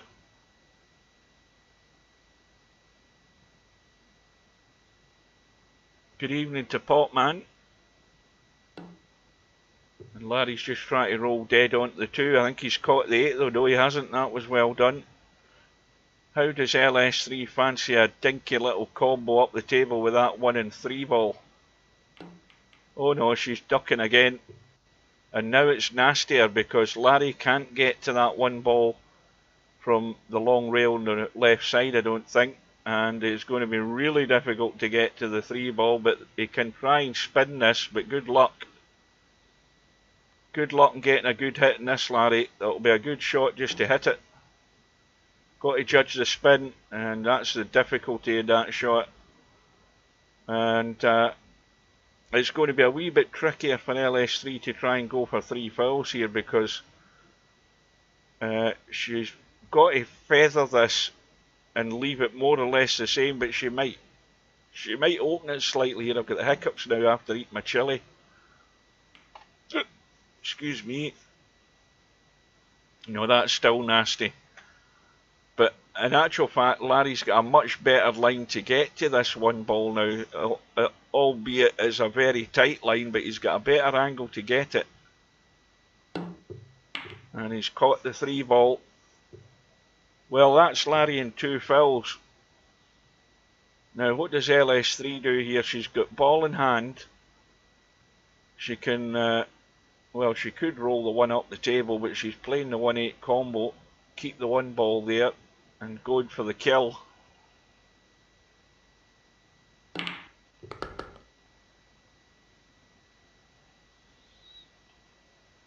Well, now we ask the question, how much could that scratch be for Larry? What's it going to cost him? Well, it's cost him 1 rack so far. Now this is a wee bit tricky, just to come out the gap and get a decent line in the 2, and it's certainly, I would be more inclined to run this up table, because the cue ball's going to the rail and coming back out for the 3. It's a dinky little drop into the side. Much easier taking it up top.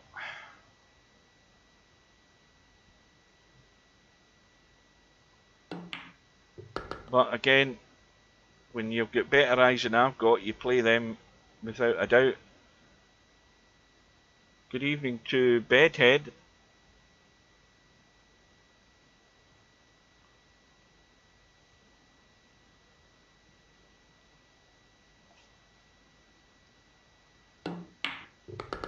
I'll just mute myself while I blow my nose.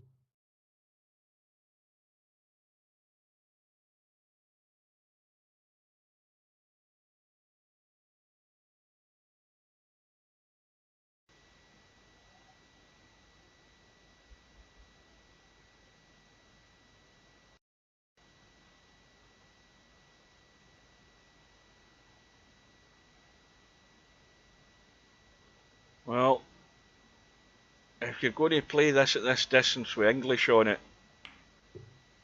I think she just played it plain ball and held that very well.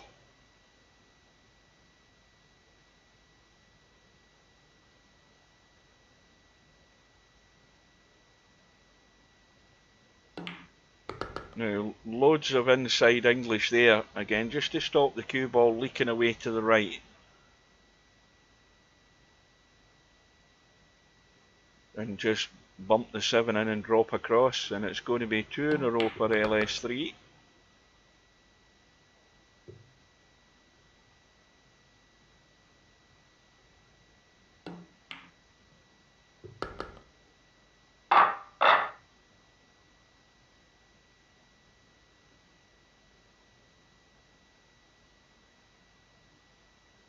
So that cue ball's right in the centre of the table. Balls have split, very nice. And the cue ball's heading in the right direction. Now, is that 2 ball staying out the way? It might not. It might not. If that 2 ball was out the way, she was off and running again. Now, there's an easy safety here, LS3. I mean, you could look at this 1-2 combo, but if this is me, I'm ducking away every day of the week here. I'm ducking. That's exactly the shot. That's exactly it. That's paragraph chapter 3 in the Tactical Genius Manual for VP4. When you've got the chance, bury them.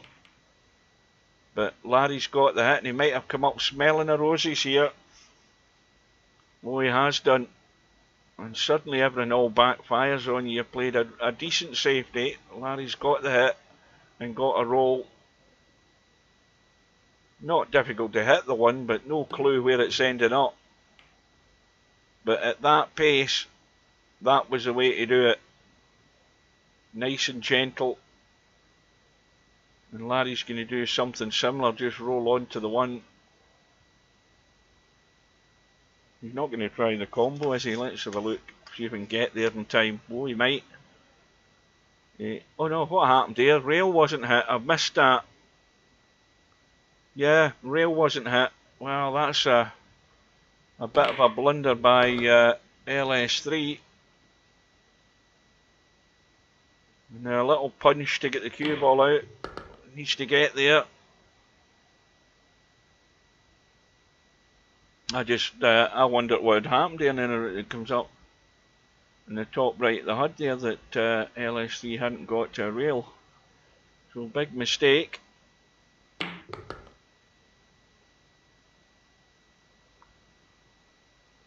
Now, how straight is he? Dead straight, but just kill the cue ball, leave the angle in the 6, kill it stone dead. Now, again, dig in and come back the way, up the table. Oh, you see, I'm going to say it again, crack ball mouse needed to be up higher than that, but he can get away with it.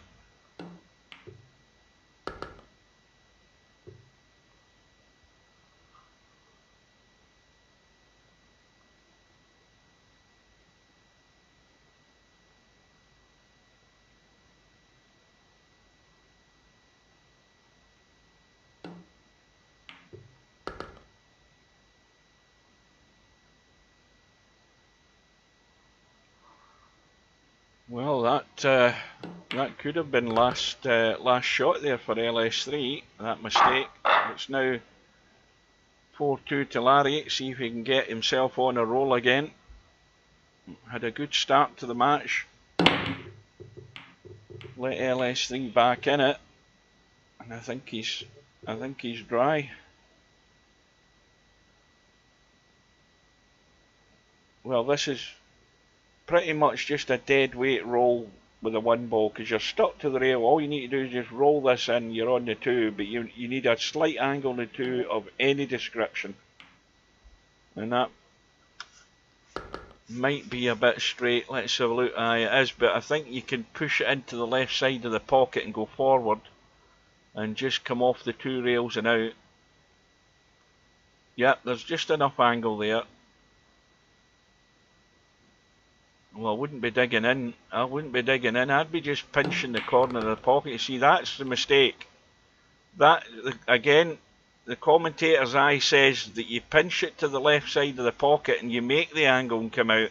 And she went to be cute there to get inside and bump the 4. And you've got to see the trouble coming, LS3, because that was walking straight into the trap that you set yourself there. And big mistake again from LS3. You've got to look at that angle that she had. There was a very slight angle, and you could have given yourself a wee bit more angle by just pinching the pocket a wee bit. And look what's happened here though. Larry's got ball in hand, and the 4 ball's going absolutely nowhere. It's stone dead on the 8 ball.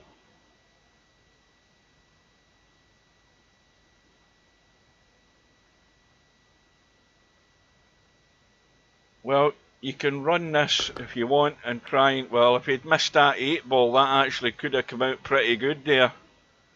If it had, not the 8 ball, the 7 ball. So this is just a little spin into the 4, nothing else. And if this is me, it's a feather edge of the 4, but you've got to be careful that you only get a feather edge of that 4. Because if you bump that too much to the rail, you're bringing it out. You've just got to use the 8 ball as a stopper and let the cue ball run. And come down here somewhere. But believe me, it's got to be really, really cigarette paper thin. Because if you come down here and you leave that 4 ball bumped off the rail, that'll do it. Now, there's no combo, there's nothing on.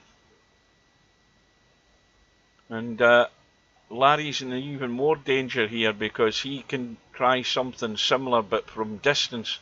And that makes this shot a lot more difficult to control. I mean, he could just roll off the long rail on the right hand side and just roll into the 4. That's what I would do. That's the safest shot because you know you're not going to bump the 4 at any pace. Oh, that's walked into his own trap there, Larry. Now the shot to play was to roll off the side rail onto the 4. He rolled it into the narrow side that way and got double kiss. And LS3 well, is going to have to take a punt here in trying to pot this 5 because you're going to collide with the 9, and you've just got to hope you get lucky enough to be able to see the 6. And Mooncake has taken out 1 pocket slim by 4 racks to 1, and the 9's gone in, and that deals with the problem straight away. And LS3 is back to within 1. Big mistake from Larry there.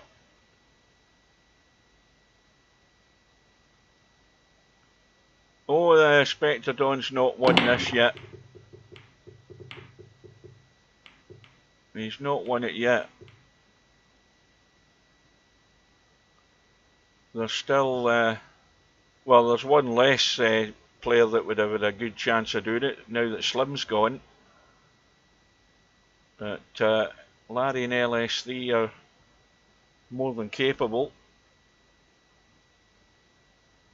And LS3 has came up dry. Larry's gone all out for the cut. He's going to finish probably not with a lot of angle on this too. Good evening to Simon. Oh, that's bolt straight. He's not doing anything here. Well, that's excellent. He's got the spin working. And what do you know? He's got a shot in the 3. Now, let's see how he deals with the 4 then.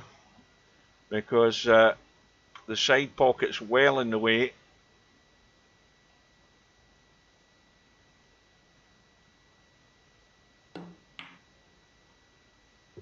And he's ducking for cover at the right time. Played it well also. That's fairly tight in the 6. Not that tight now that you look at it, but an easy kick. But it's the old kick and hope, and LS3 will settle for that.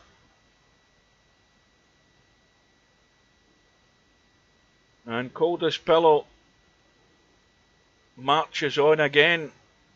It's a 4-2 win.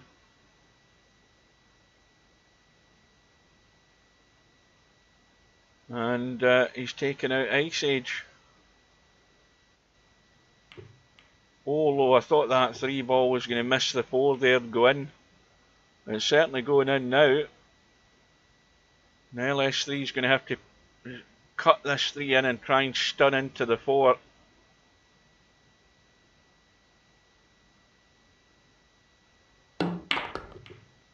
Oh, this has come up pretty well, as far as the 4 ball goes, but no angle whatsoever to get anything of a hit on the 5. And I'll tell you something else, this is going to be really difficult. This next shot, it's just going to be a bump off the long rail into the side of the 4. She's got a hit. I don't think she get anything out of that there, but she at least got a hit. Well, is it all out for the bank and all out for the win?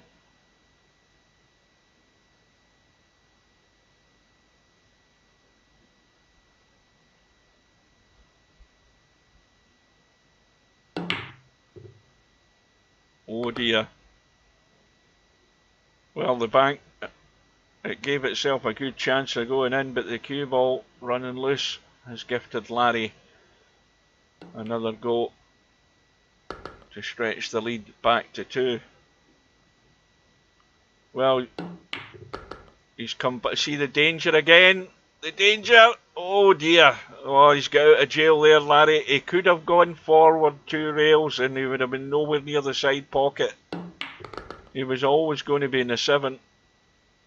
And he took a big risk there. Almost fell into his own trap again for the second time there. But bedhead territory once again.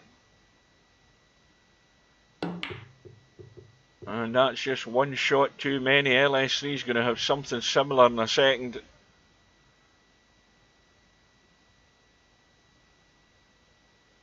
Well, Larry had this rack done and dusted. And all of a sudden, we could be all square. Oh dear. Well, that was given it every chance to go in, but as soon as you catch any of the jaws at that pace, they're staying up in these tables. And another really difficult shot to judge. Now, Larry might have to come down and look at this and try and use the jaw as well as the ball. Yeah, he can do that, and that's what he's done. He's used that in the rail, but the cue ball's running, and it's running. Well, it goes into the side.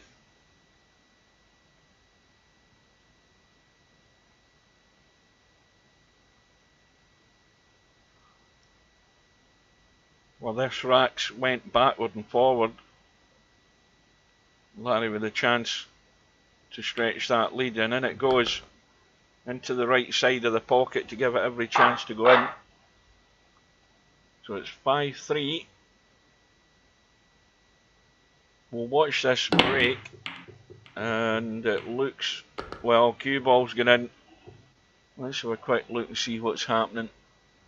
Spectre Dawn, of course, I never noticed that, but he's, did I get that result? He's taken out DJ Riru 7 racks to 3, so he's already in the hot seat match and looking for his opponent, and we don't know who that's going to be yet, but at the moment it might be Larry, although LS3 might have something to say about it.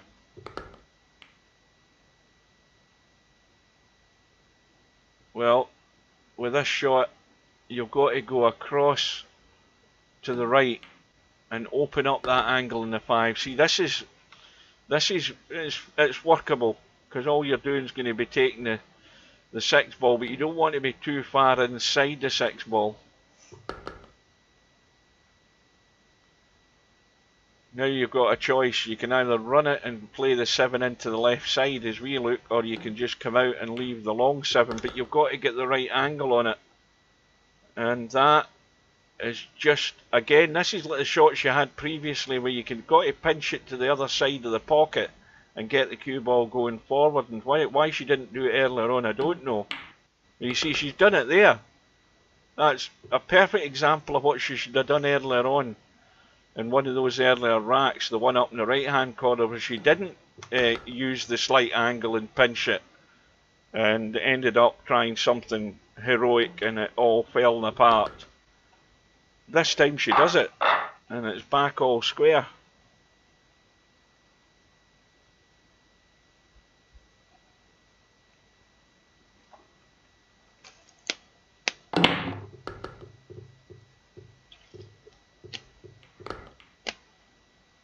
Well, the 2 ball has gone in as well. Something else went the 2, and the, what was that, the 5 shot in the 1. And to me, the most important shot here is just how good you are on the 3 as to how easy it is to get in the 4. So straight forward off the rail and check it if you want, and play the 4 into the side. Now that could have done with coming up a bit higher. And the difference is, if it was there, it was far easier, you know, like that angle to stun for the 6. Now you've got to get a hold of it. And that'll do.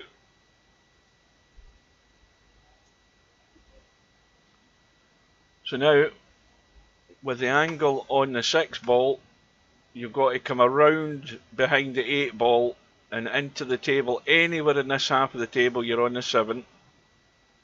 That's the shot. And that wasn't the way to do it. You should have just let it run around instead of, again, trying acrobatics when they're not needed. Now she's dead in the water as far as the 7 ball goes. This has to be a cut cross bank into the side. There's no other option on. That's the shot, but she should never have been there in the first place. This cue ball should have been up in the open grassland up here. And I try to drop it into the side, and that was well played. I mean, that was really well played, believe me, that was tough. But it's a lot tougher than it could have been.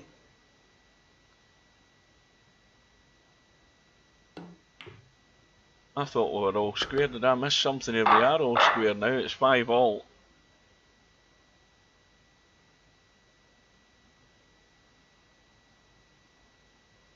That rack's tilting slightly left, or the back end of the rack slightly further left. I don't think that helped, because I don't think anything went in, has it? Is it dry again? Yeah.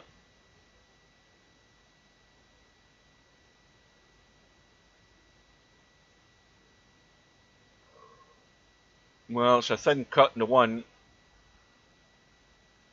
Now, if he bumped into the 3 or the 5 here, that probably wouldn't do him any harm. But I think it's so thin he's going to avoid that. Oh dear, he didn't want that though. Yeah, out with the jump stick. Now, if he gets the jump right, the cue ball's coming across, he'll have some sort of cut in the 3. Well, that was well done. Going to have to play another good one though. And just got to watch the cue ball, because he's bound to be coming out past the 8 ball with the angle he's got here, but not too far. That's all he wants to do, is make sure he pots the 3 and the cue ball just coming out far enough. And it's well under control.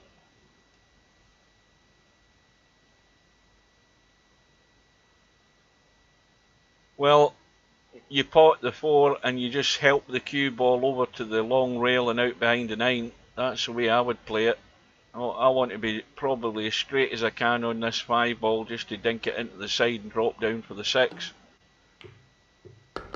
He's checked it to come inside, and he's at the wrong angle.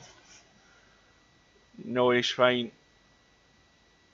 He can just stun it through, putting it into the slightly left side of the pocket if he wants. He might be going the other way. No, he is getting it. He's got the spin working. I think he was pretty much straight on it, but you can play it either side of the ball and tweak it with spin.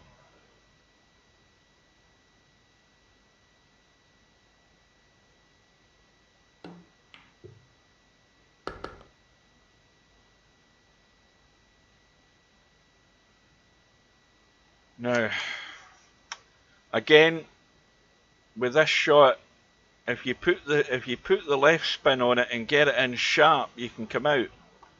You can dig in and come this way though as well, which is a more controlled shot, because you're opening up the table. See, you had 2 choices to how you do that shot. The second one Larry played was the much more reliable one, coming over here.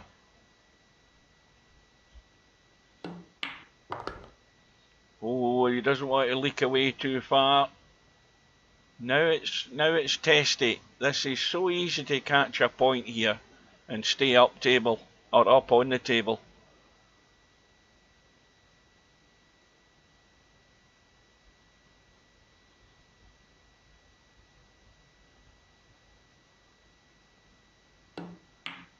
And it goes though, so Larry's on the hill, waiting on one more and with the break.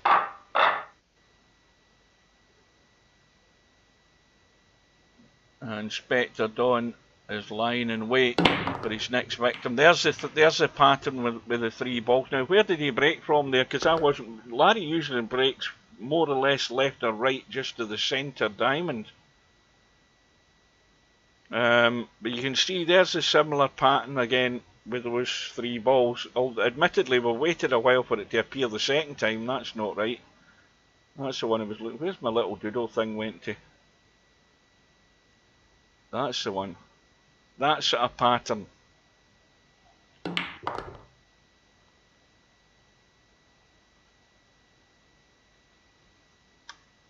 Well, 3 ball has got room, but you want to be a decent line on it. You don't want to be too far over the table. But you don't want to be too far over this left side. Now he's got enough angle to come right across again.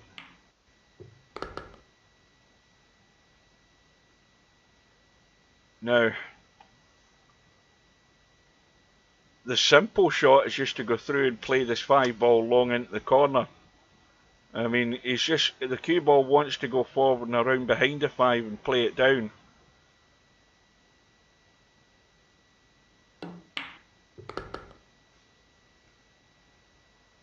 Now, let's have a look. You see, the only problem, he hasn't gone far enough. If he'd overhit it, it'd have been fine. Now he's just running away.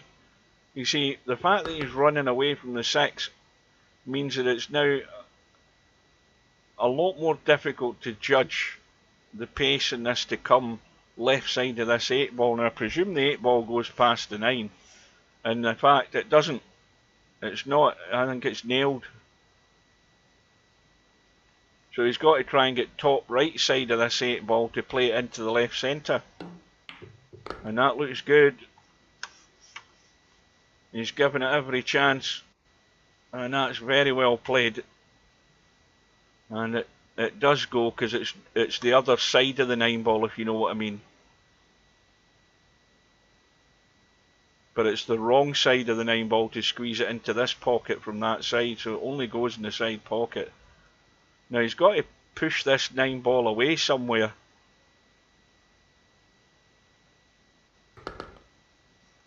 And that little bump will give him an easy roll in 9 ball for the match. But that was a good shot by Larry to get onto that 8, because it was not easy at all. Judged it very well. So Larry's through for the hot seat match with Spectre Dawn. Well, we've got, there's less and less results coming through, but we need an update here. We have got Mooncake about to play LS3 now. We've got Coldest Pillow, who is 2-1 up against DG Redo. Let's jump into that one. And it's a no, it isn't. Coldest Pillow's getting last 2.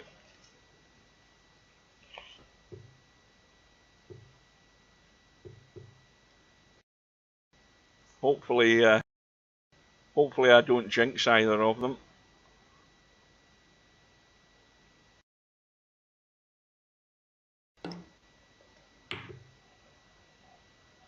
Oh, if that misses the 4 and bumps back up like that, it could be a good safety. Well, the 3 ball's a dead set combo into the corner, but unfortunately you've got to hit the 3 ball from the other side.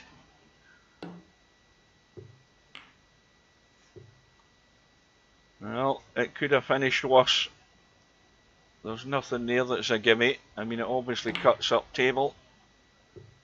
But DG Redo is getting mean and nasty here. Punches the 3 ball away up table and buries the cue ball behind that 8. That was well done. Oh, just caught the 8. Well, now that DG Redo has got ball in hand,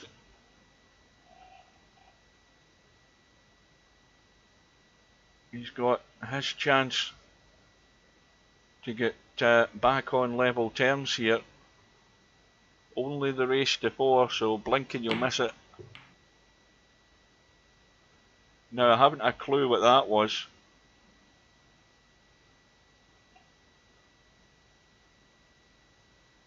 That's what I mean about DJ Redo being a bit hot and cold. I mean, there's certain things he does there, like, for example, I have no clue what that was an attempt at.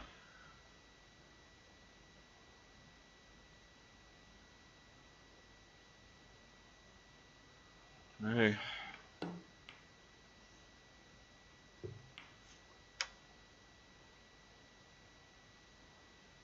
well, not getting the cover gives DJ Redo the cut. And, well, is probably as good as can be expected on the 4-ball.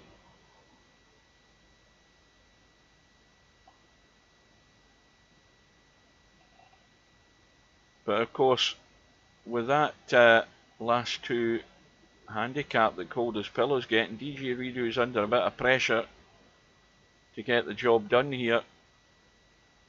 Safest route here is just roll through in the 5, leave that 6 into the side.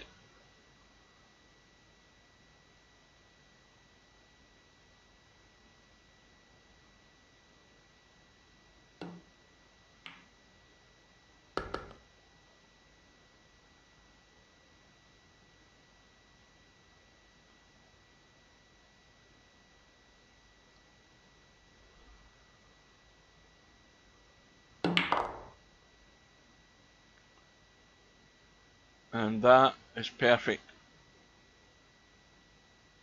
Because again, you can just stun this in, come back a little bit. In this case, he's running forward into the open space.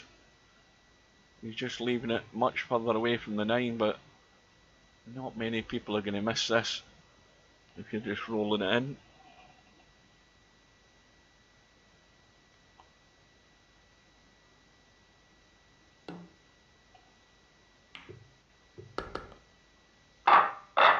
So 2 apiece.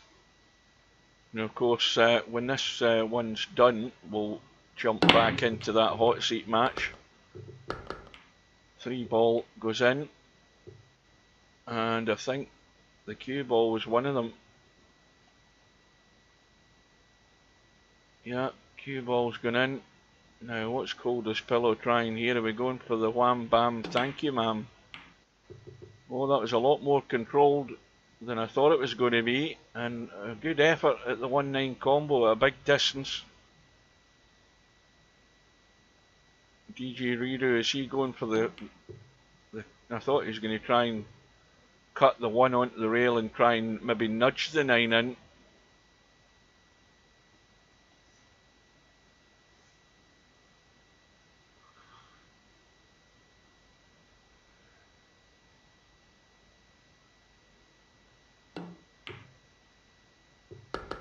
Cue ball needs to slow up, and it's just slowed enough.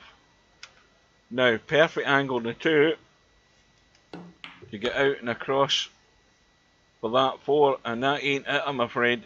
You needed to take evasive action there to avoid hitting the 7. You'd all the room in the world to avoid that 7-ball, and that's a poor shot.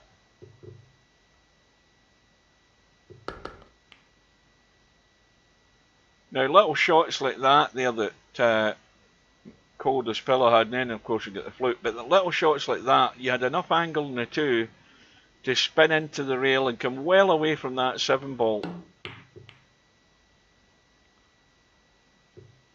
And there's still a lifeline there because the 6-ball's going nowhere fast unless you roll through for the bank into the top right hand corner.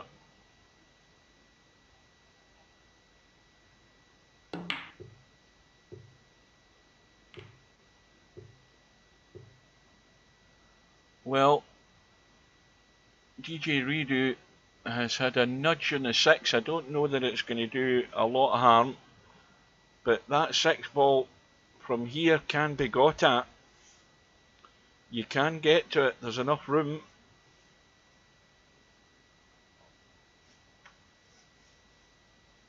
But this is awkward because you're really in too close to the rail.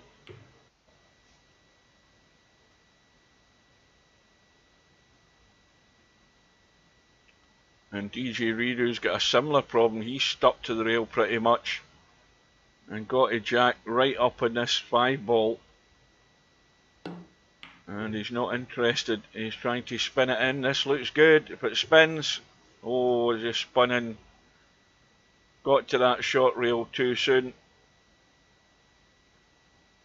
But it's still, well, it's not easy to start with the pot. But Coldest Pillow doing the right thing. So that 6 ball definitely can be got at, but you've got to wait for the right time to have a decent shot in this 5 ball to even think about that. But whatever DJ Redo tried there, I don't know. Now let's have a look. Well, I'm pretty certain you can miss the 8 ball.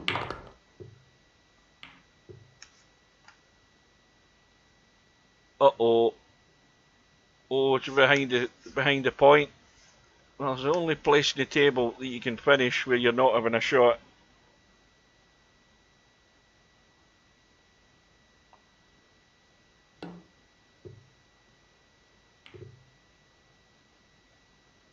Well, that's not bad. Now, what does DJ Redo do here? Go all out for the cut-up table? No. Bury Coldest Pillow behind the 9. And just bide your time.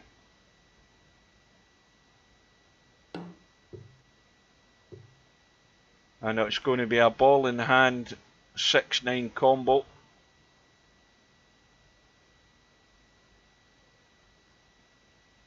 Or if you're confident enough, you take it into this bottom corner, but the 1-9's too much of a invitation to the party. So DJ Redo's 1 away.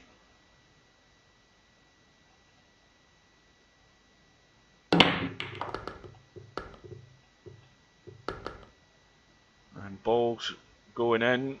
Cue ball stays in the table. We've lost the 4, the 5 and the 7. And the 1 is on, and well, this match should be over. Now the angle that's in the 2, you want to draw off the 2.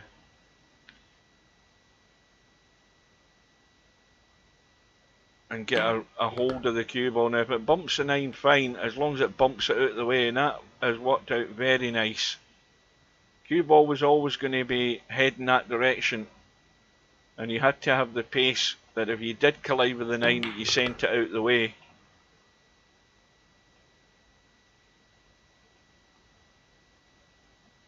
Well, this is pretty straight in the 6, so stun it in fairly firm to bring the cue ball out further into the table.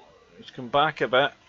Angle's perfect on the 8 ball. Perfect angle on the 8 ball, just to stun it in and come over to the right. Over this direction, just to leave the slight cut in the 9. Well, he's digging in. He's digging in far too much, so he's still fine. But always a danger in overdoing that and leaving it on the short side, top side of the 9. So this for the match. Well, where's the cue ball going? Absolute disaster. Would you believe it? Coldest Pillow lives again. And DJ Redo running the cue ball needlessly. Could just dropped it in dead weight. When you start being lazy and careless, you're going to get your punishment, and suddenly we're hill. And Coldest Pillow has got balls in the break. Now that 2 ball just caught the point there, and look where it's sitting, plumb into the corner. And Coldest Pillow was ready to pack the cue away there and go home for the night. And DJ Redo may well have hammered the final nail into his own coffin there. LS3 has gone through 4-0 against Mooncake. Oh, this needs to bump the 9. And it's just this is just a little dinky cut. Not too heavy, just let the cue ball run out. Don't chicken out though.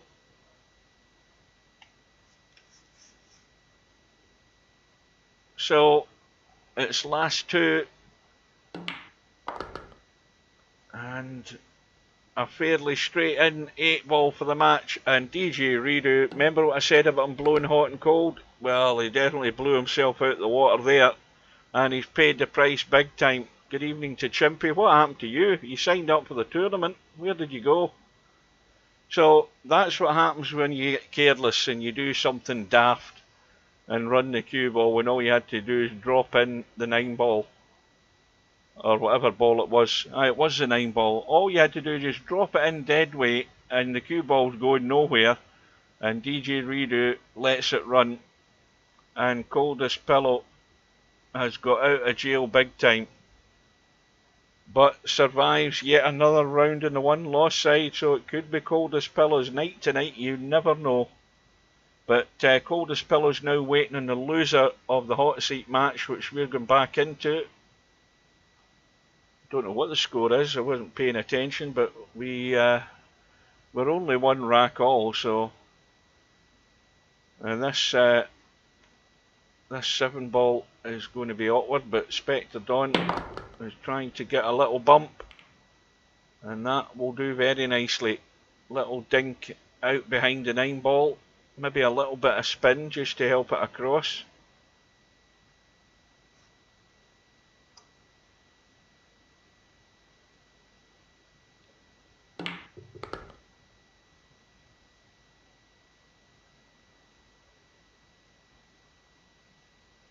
Well, this 9-ball might end up going into the left side pocket here because the cue ball wants to run and open up table. Bit like that.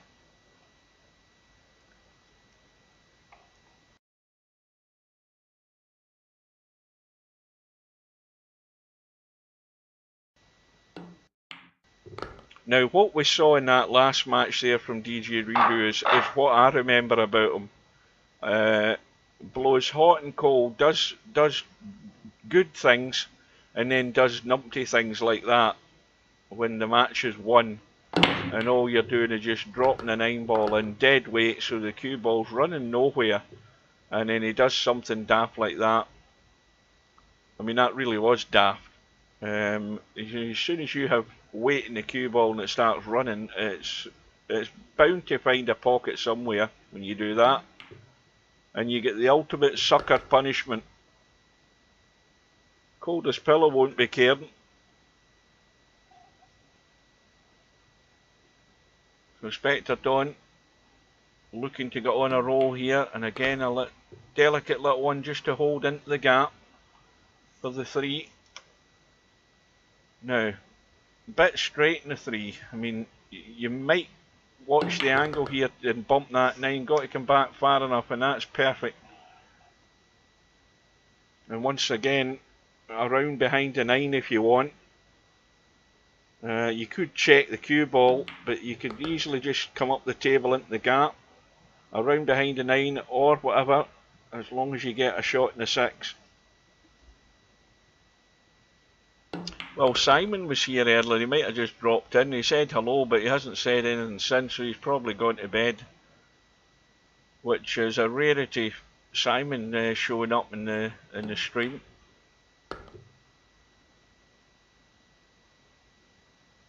I wonder if he's sobered up from his Dutch exploits.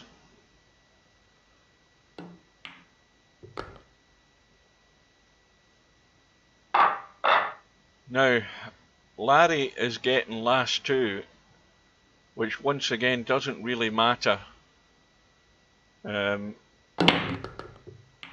He's just got to get a chance at the table.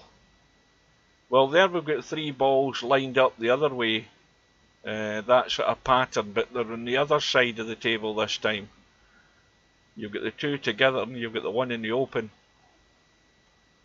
Quick look at this 7-ball. It might be that the one Larry had earlier on, where he has to get on the bottom side of it to take it into the side pocket, because I think, yeah, that's too tight to say it's going into the corner. I think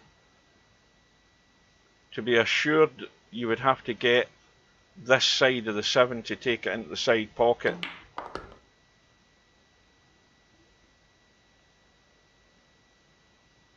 Now again, this has to get the right bump and come up good here, because he's obviously hitting the 5 ball.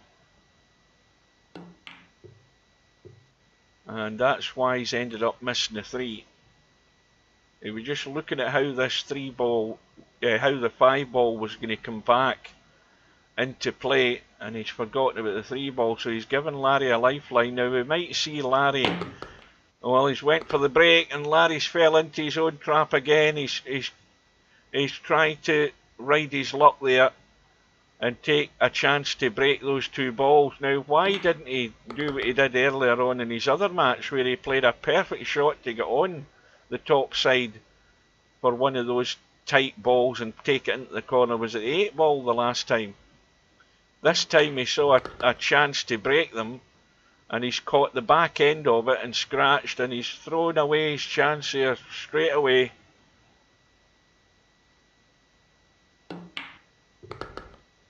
And that's all the encouragement Spectre Dawn needs.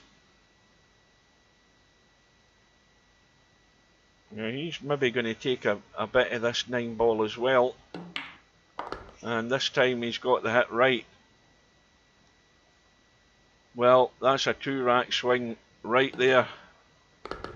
Admittedly, Larry would have still had to get really good on that 8 ball to win the rack, but, or whatever ball it was it a 7? But if he'd done what he did earlier on tonight, then it could have been a whole different story, this rack. But I think he's going to possibly get a chance to redeem himself here. It's a dry break from Spectre Dawn, but if we look at the 5-6, that's a combo that can be made, but you've got to really be good on the rail to get it, I think.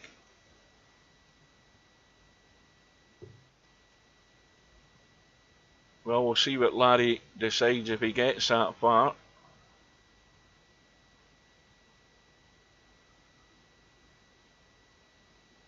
Oh, was that Simon splashing out on the booze that he brought over to you, and he brought over Buckfast? That shows he's a cheap alky. I wouldn't touch that sort of stuff. It's either Guinness or vodka, nothing else.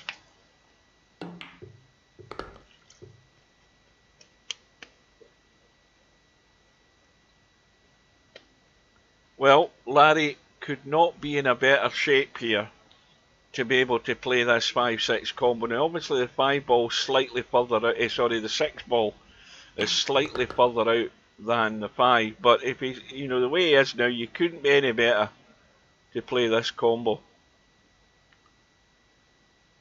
He's just got to make sure the cue ball doesn't stick to the 5. He's just got to make sure he's got things in the open. Well, he's hit that a lot firmer than I would. And now he's got no shot. It doesn't go past the 9. He could play a far-fetched combo if he wants to have a go at it. But he's got to send this 5 ball right into that point there. Good chance of this going in though, but yeah, it's not what you wanted to be playing. Presume that's what he's doing. Yep, and he got it to the rail too soon. And Larry's seeing chances come and go here, and he's going to get punished each time for it.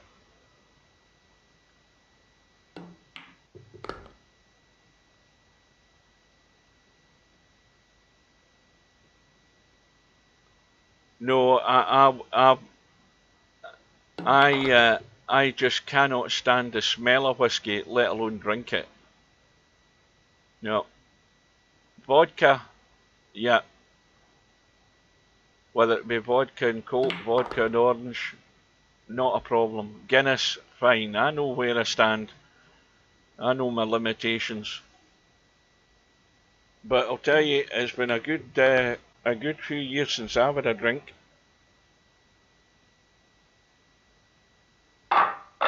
Well, this match is rapidly running away from Larry, and from what we've seen so far, it's been self-inflicted damage.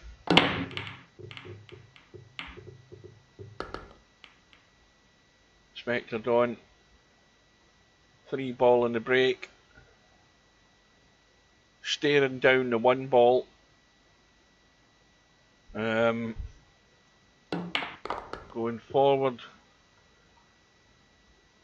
and well, Larry's going to get possibly an opportunity here, because Spectre Dawn didn't have the legs in the cue ball. Now if he just came further to the right and went past that 9 ball, he would have been fine, and it was never an easy shot to get anywhere decent than that too.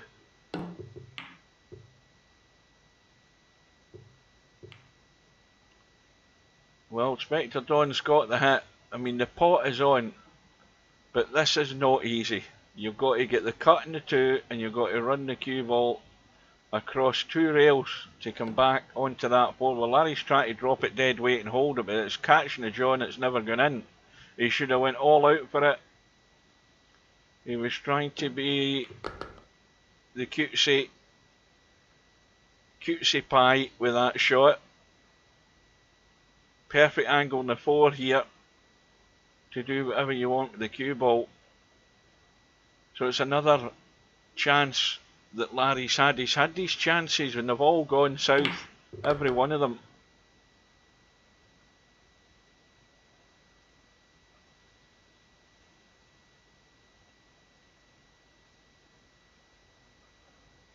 Yeah, I've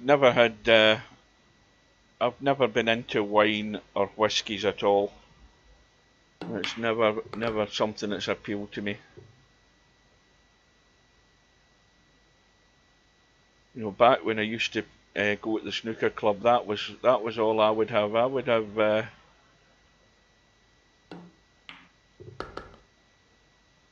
have a pint of Guinness, and then I'd be onto the vodka and cokes or vodka and orange, because I could drink them, and I know that I could survive to the next morning.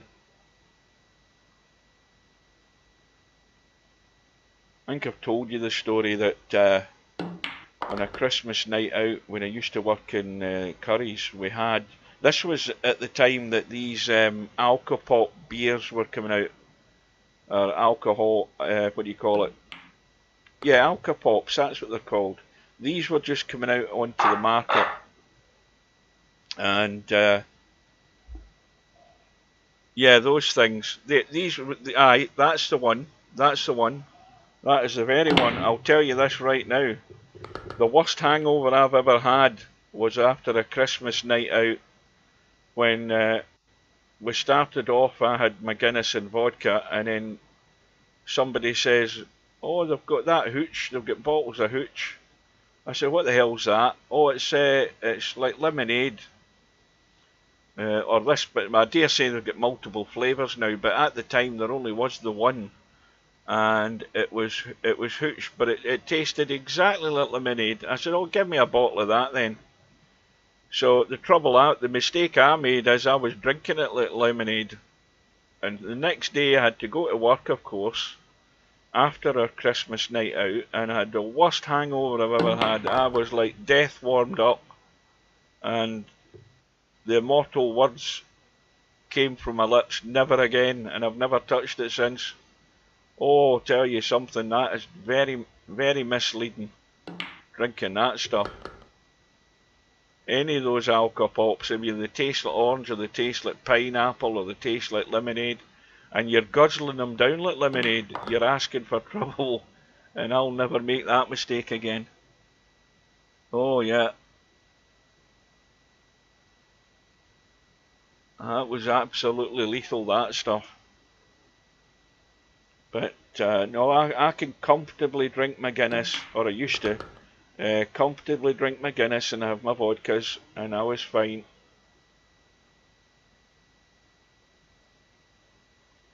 Well, Spectre Dawn is on the brink of the final. If he can come up good off this 6 ball.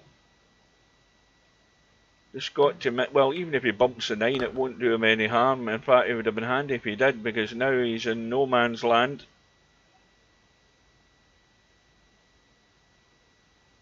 You can bank this up and down the table.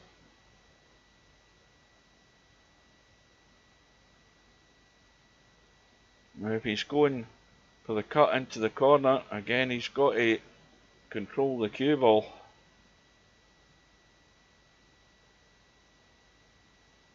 Well, what's he looking at? He's looking at it as if he was cutting into the other side, but he is.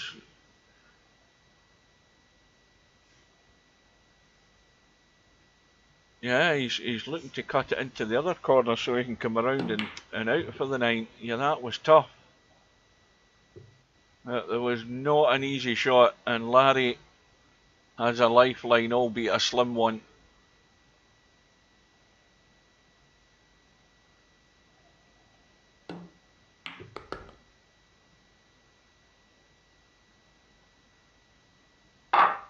He may well have had as good a chance if he had just taken on the bank there, Spectre Dawn.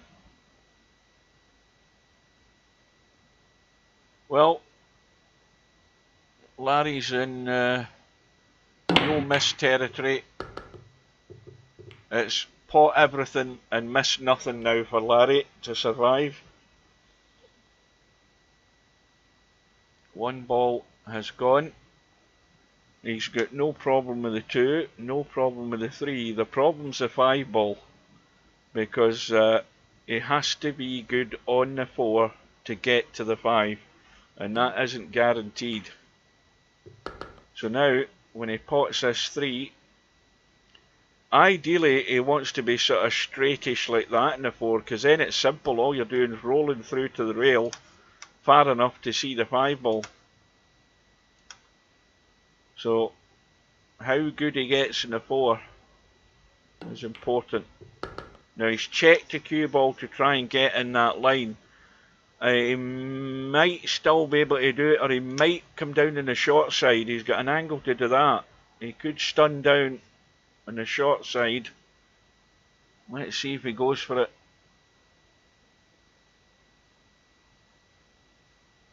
He's got to stun down far enough. Now that will work very nicely. He could not have played that any better, because he's off the rail. He's got a nice little angle in the 5, and again he's got a choice as to what he does. The other problem, of course, is there's a gap to get on this 7 ball. If you're trying to get it into the corner, there's a gap to get onto the 7 ball into the side. So once again, how he is on the 6, that's going to give him a chance either way. Now, he could go forward, he could draw back,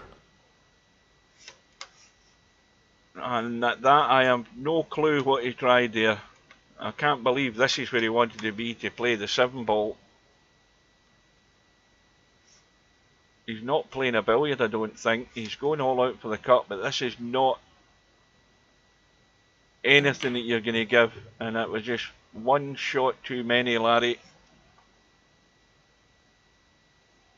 Well, I think he could have come up with a better plan to get to that 7 ball when he played the 6 ball there. I don't think that was it.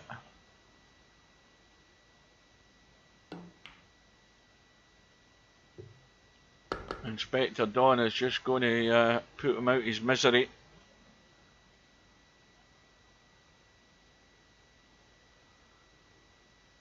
And Coldest Pillows ended his run, but it's still a good night for Coldest Pillow. Bound to be coming out with more V dollars than you spent to come in it.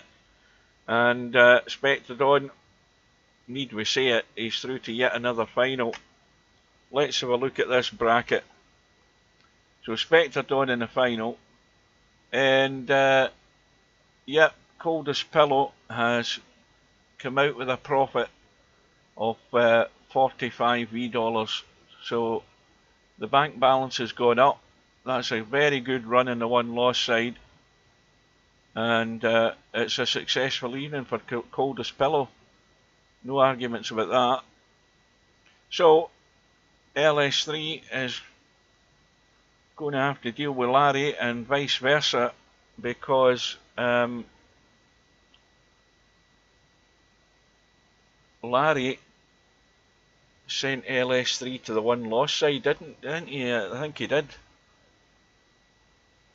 He certainly did. It was a final rack decider as well, wasn't it? Yeah, so revenge will be sweet if LS3 can take Larry down. Let's get in there. There's somebody still asleep in that first room. I'm sure there was was that the coldest pillow room? I don't know, I didn't quite catch it. But anyway, LS3 won the lag and has a ball in the break and a jump shot at a very short distance. Oh, just to catch it over the edge, that wasn't that difficult. Well, chance to get off to a quick start here for LS3.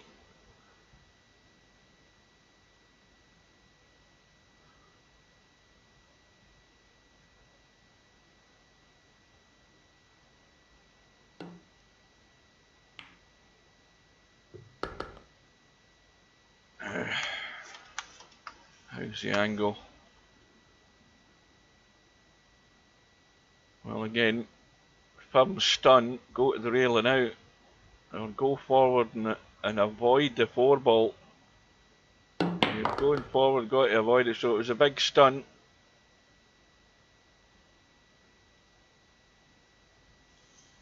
And now, she's got the angle in the 6.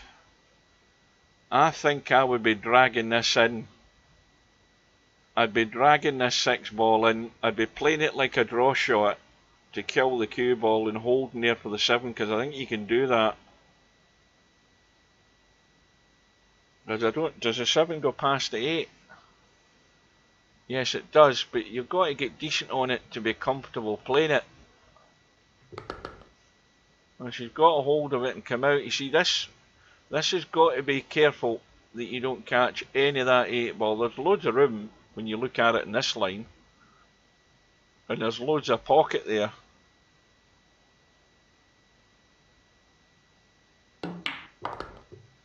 And everything's fine. So it will be a good start for LS3, winning the lag and winning that first rack on the board. Scratch match, no handicap.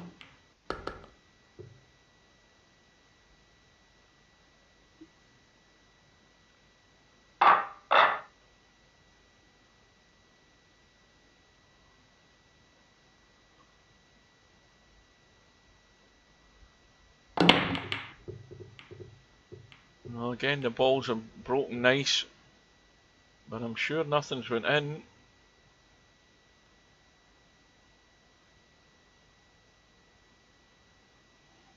And Larry, I think, can see the 1.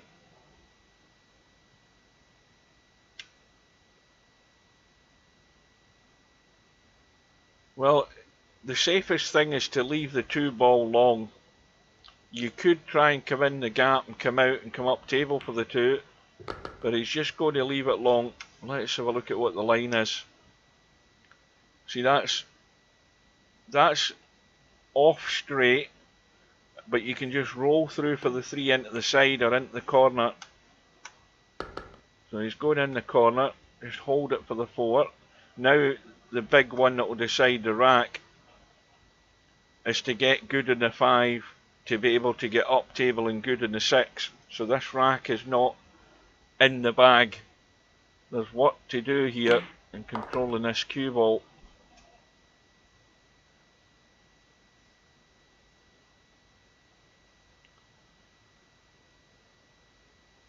And there may well be enough angle you can work with in the 4, which there is. You don't want to come up and hit the point of this side pocket, you want to get past it.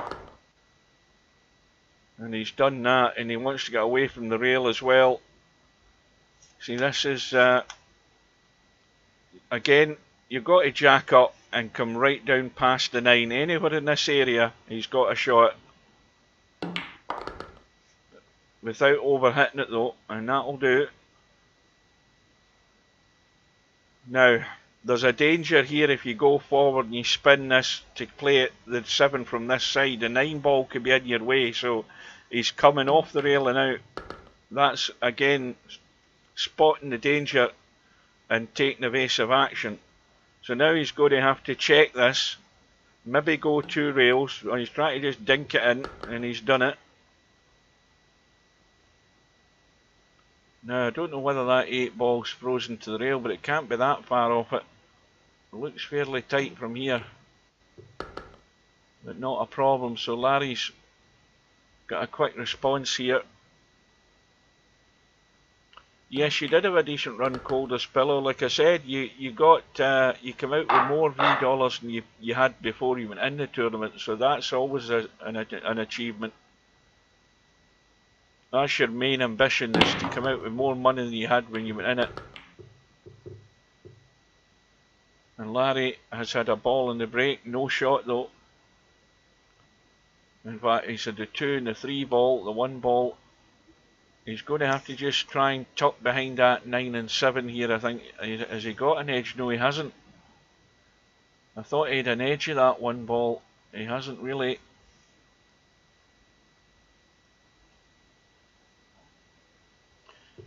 But he's hit the 1 ball perfectly on that side of the 1 ball to push it up table.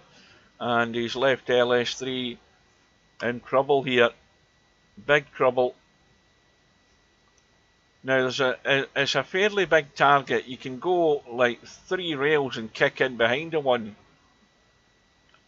rather than trying to hit it direct. It's a big target doing it this way. Oh, she's found a gap. Well, Larry's kick safe has gained him the reward. It's now up to him to make full advantage of it.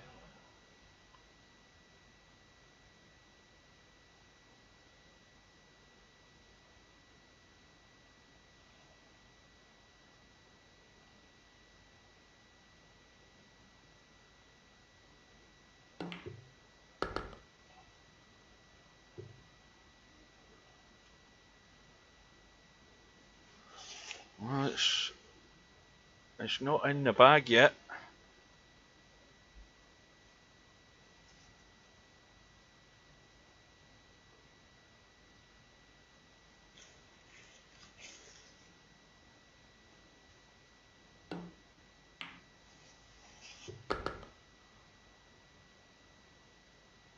And this looks a bit straight as well. He might just have to kill the cue ball stone dead here.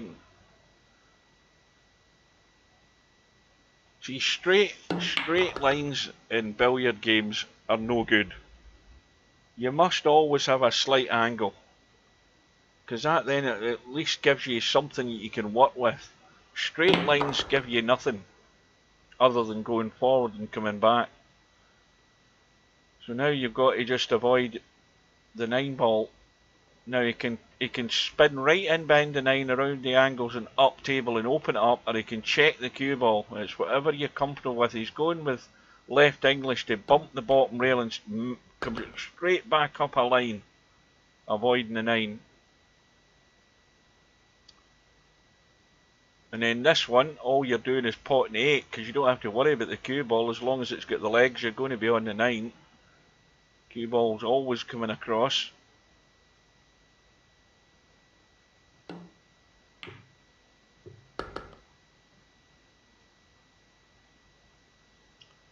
So LS3's attempt at revenge on Larry's going to have to be done the hard way now. She's behind, and it's only the race to 4.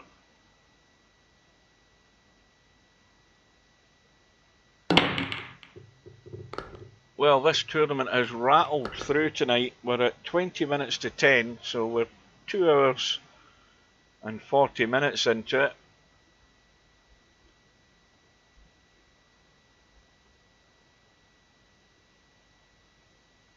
Well, Larry's break's given him the 6 ball, and he can't get to the 1 to pot it.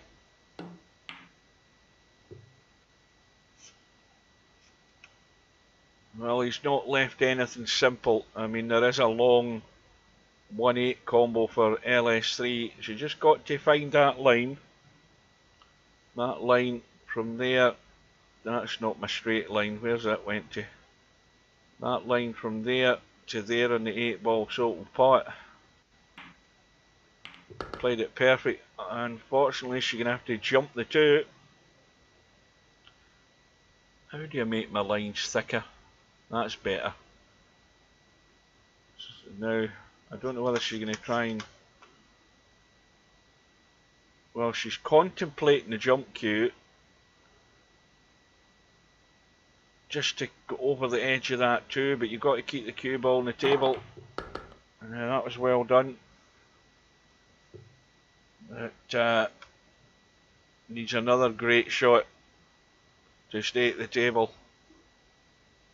Now if you're playing the cut, it's all out for the cut in the 2 ball.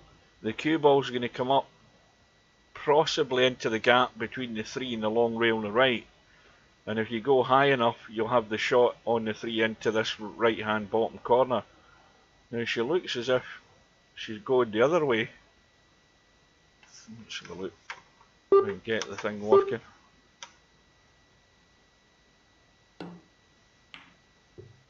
Well, that's well done. That was a good shot.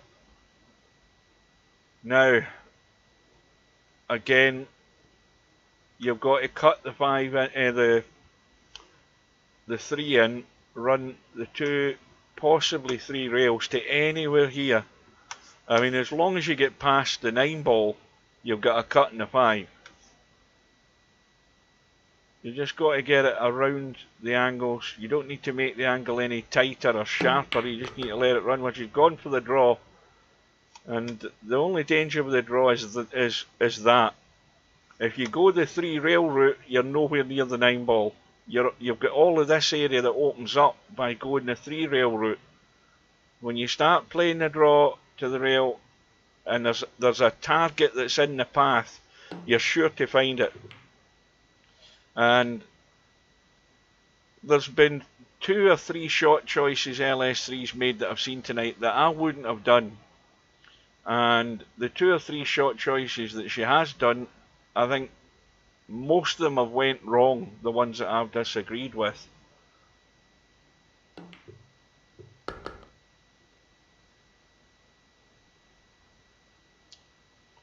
Well, that's true in rallying, yeah. Well, it's definitely true in pool and billiards. Straight lines are no good. Straight angles are no good. But Larry, well, he's been gifted the opportunity here. LS3's choice of shot. You run it 3 rails. It's not doomed to failure running at 3 rails because you're running into a huge open space. You're guaranteed a shot. And she went the cute way. She went the fancy way, where it was running a cue ball into an area that could be a problem. And that's exactly what happened.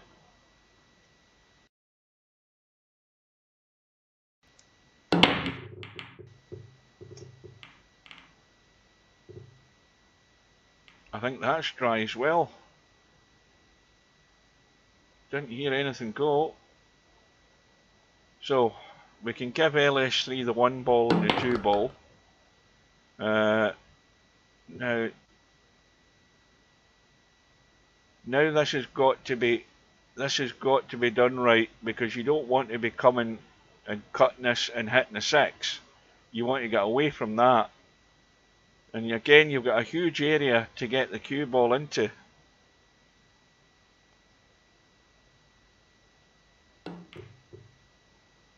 Oh, and it just had the legs to fall into the hole. But it's all looking good now. That was a tricky shot. 3 balls fine. 4 ball past the 6, no problem. 5 ball. Well, once again, the only thing is that you don't want to interfere with the 9. The 6 ball is not difficult to get to. But you just don't want to be colliding with the 9 if you don't need to. And she's going to be colliding with the 9. And anything can happen here. I think she's going to catch some of this 9 ball. Looks like it.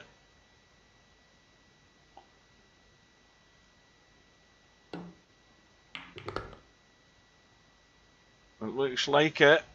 Now, when I say anything can happen, things like that can happen, which can crucify you in terms of running out.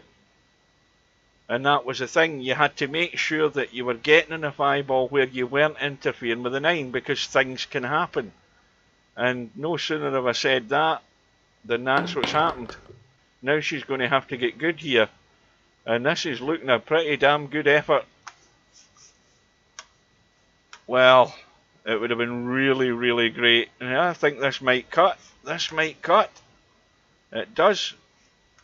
Cue balls going all over the shop. Nobody has a clue where it's finishing, but the 7 ball cuts.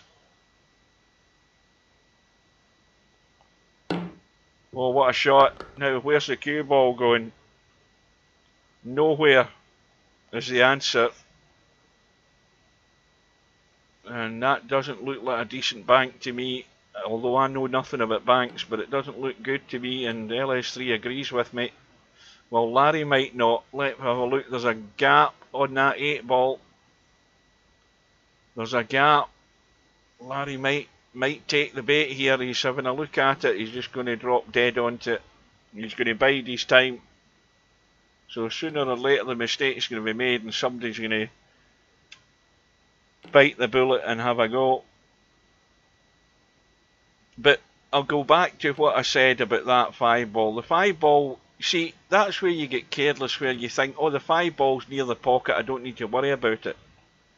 No, the 5 ball's near the 9 ball is the thing that should be sticking in your head. And when the 5 ball's near the 9 ball and you leave yourself that angle where you can't avoid a 9 and you're trying to run out, as soon as you bump the 9, things can happen. And, you know, it locks up on the 7 ball, making it very difficult to get to the 7. And at the end of the day, though, she's got away with it. The mistake was made.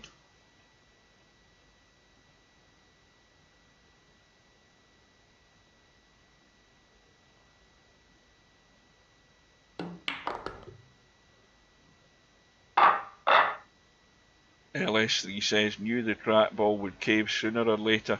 I missed the shot that Larry messed up on, but it probably was the trackball. This is dry as well. That's what you don't need when you're trying to survive. But I think, well, Larry is going to have a 5-9 combo for the match here every day of the week. You know, anywhere in the middle of the table here, you've got a 5-9 combo that you probably can't miss. Now, in terms of getting good on the 5-9 combo, he's got to get back up the table for this 4 and get himself out into the table. Now, anywhere here is no good. He wants to be at least over somewhere by the 7 ball in this sort of line. This angle, no good. This line, anywhere, sort of that line, I would say you've got a margin like sort of there to get onto this 5 ball and play the combo in the 9. That's the area he's looking to get into.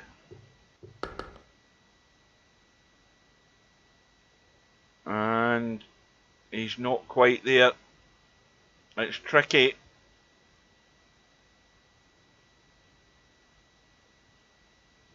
It's tricky, and you've got to remember about the 5 ball as well, where it's going. That's heading over to the long rail. Now, I told you all where the cue ball needed to be. Larry didn't get there. And he's going to pay for it by going all the way with LS3.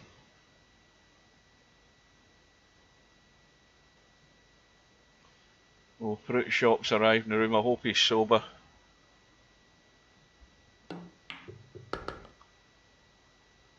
Well, you don't want to be on top of this 7-ball LS3. You don't want to be there. I mean, okay, we'll give you the cut in the 7-ball, but you just don't want to be on top of it like this.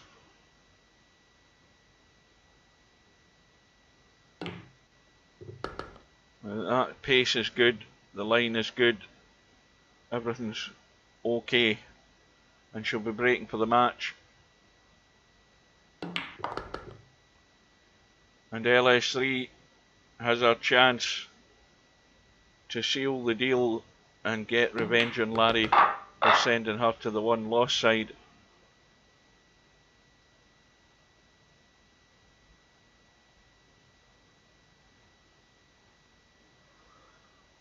Well, it looks like straight down the middle. And the ball has gone in. I think it was a 7. Cue ball.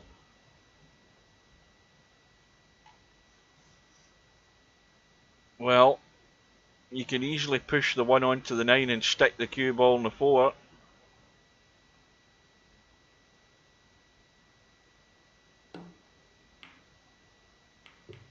Like that.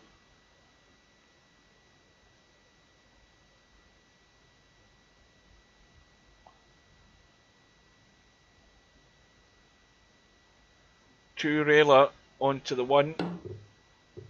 Oh, would you believe it? Oh, he might hit it yet. He might hit it yet. Oh, I thought he was going to have 2 goes at it there.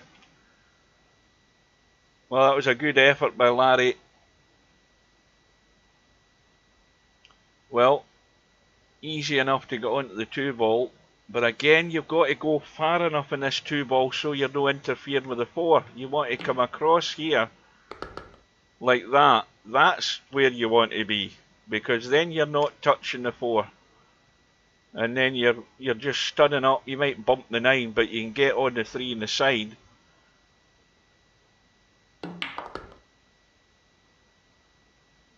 Well, it's now suddenly turned a wee bit ugly. You're just going to leave a further distance cut in the 4 with an angle to get up for the 5, no problem. So everything's good. Again, you've just got to watch the line in the cue ball. You don't want to cut this and run down at an angle. This is coming straight down. Perfect. Albeit probably too straight in the 5-ball. No, there's a slight angle again. You can pinch that and just take your choice. Play the 6 long or just drop up for the 6 on the side, which is coming the other way. But you could have played the 6 on the side and stayed well away from the 8-ball.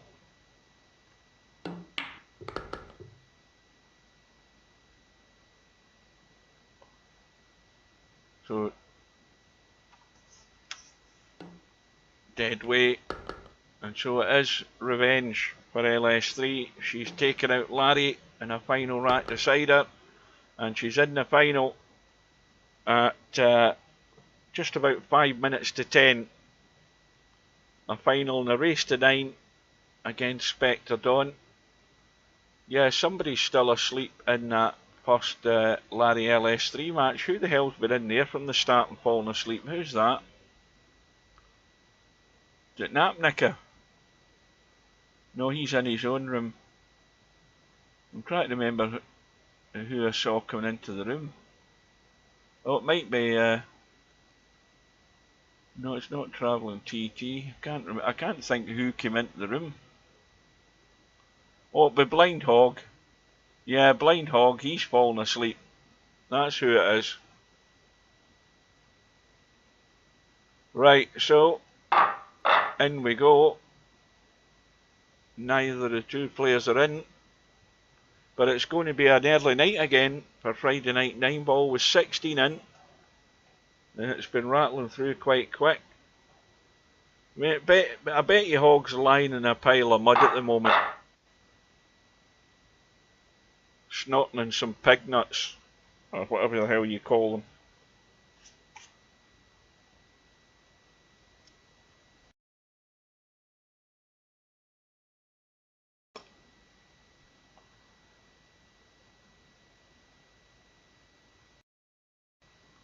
But Blind Hogs have got a habit of doing that. He comes into the stream, and then the next thing you know, he's gone into the room of the match that I'm streaming, and now he's done that and he's fallen asleep, and he's been asleep for 2 hours.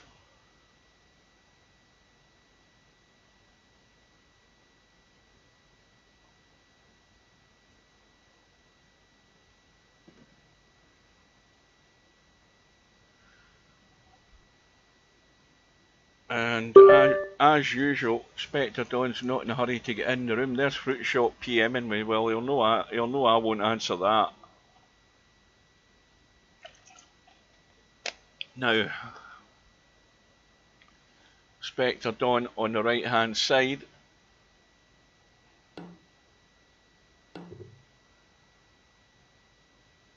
Oh, did you toss him?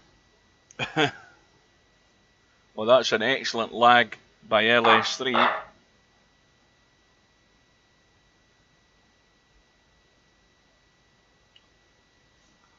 And I'll just shut that down. I think that was a 2-ball into the top right. No shot in the 1.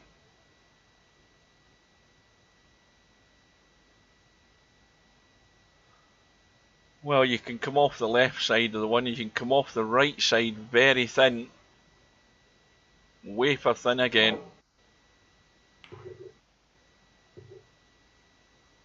Well, it wasn't wafer thin, but the weight of the shot was perfect. But it's an easy hit.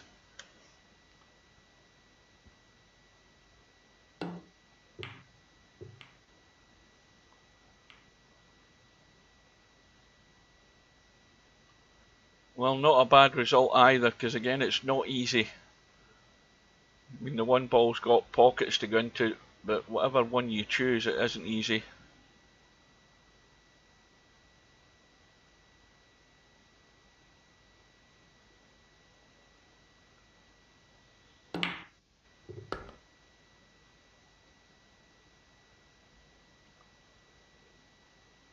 Well, this is, again, you've got to dig in.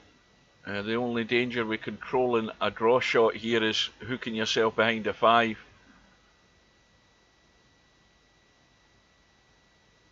This is tough. Yeah, difficult to judge that. But there is a cut on the 4, albeit a thin one. And it's so thin that the cue ball may well come across to this 7-ball. And depending on whether it gets any of the 7-ball and gets the right side to brush off, if it does hit it, it looks like that from this angle. It probably doesn't from where LS3 is. No, in fact, it was running into the 9. And it's all suddenly become very tough.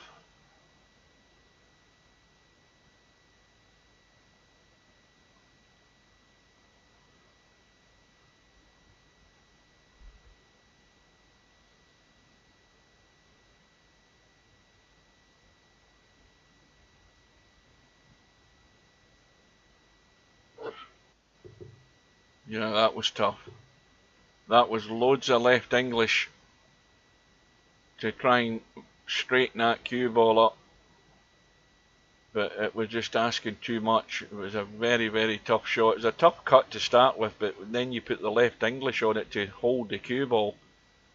It would have been a cracking shot if you'd got that, but there's a good one to start Spectre off on in his run. Well controlled, well held to have the cut in the 6-ball.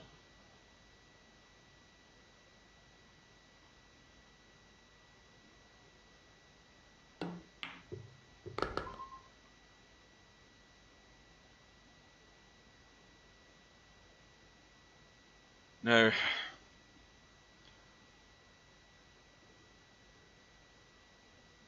I don't know whether he's. I mean, obviously you can go forward. He's just rolling forward, but he's leaving it in the higher angle.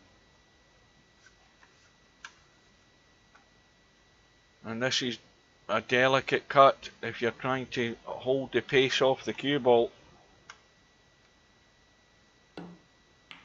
which is what he's doing. He's content to let the cue ball run away.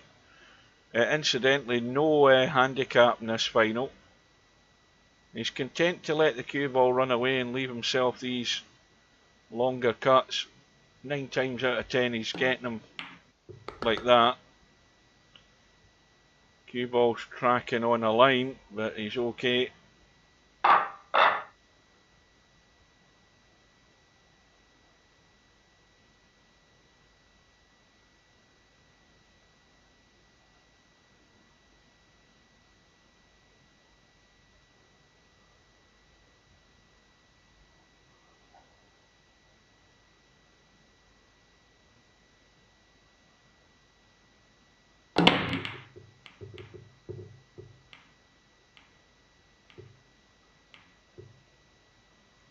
Yeah, just you know, a little bit of criticism from me on LS3 and 2 or 3 year shots where there's simpler ways she could have done certain things that I've seen.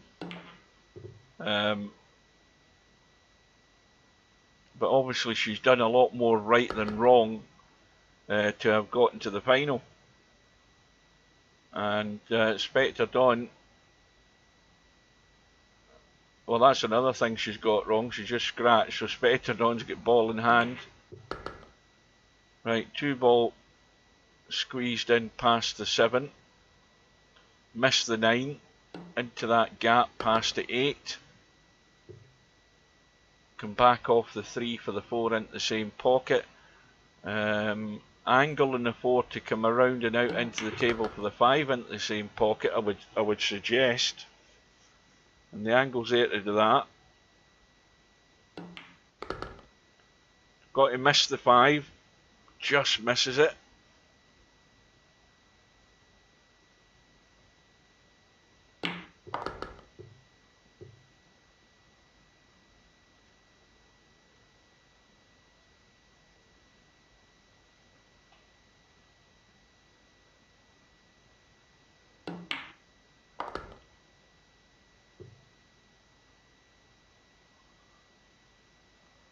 So the 7 in the roll through.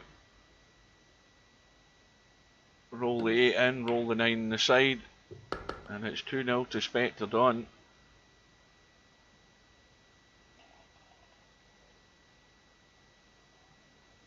Oh, Cobra's still awake. I thought you'd gone for the night. Now, we'll just tab out for a second, just for a quick reminder to anybody who's interested.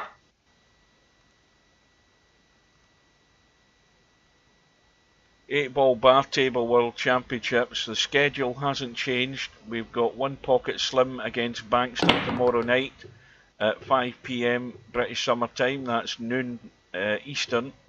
And then an hour and a half later, we've got, that's a round 4 match with One Pocket Slim and Bankster. We've got Popman and Brainful out on the one loss side at 6:30 or 18:30 British Summer Time. Then on Sunday evening, we've got Tommy against Zig. Tommy should be the strong favourite for that. I think he'll have far too much game for Zig. Then we've got the big one on Monday night. Albinario, that's a round 3 match, I think I remember saying that. Albinario and Larry on Monday at 8 PM British Summer Time, so that's like 3 PM Eastern. So hopefully you can join us for those. That's not what I wanted. That's where I wanted.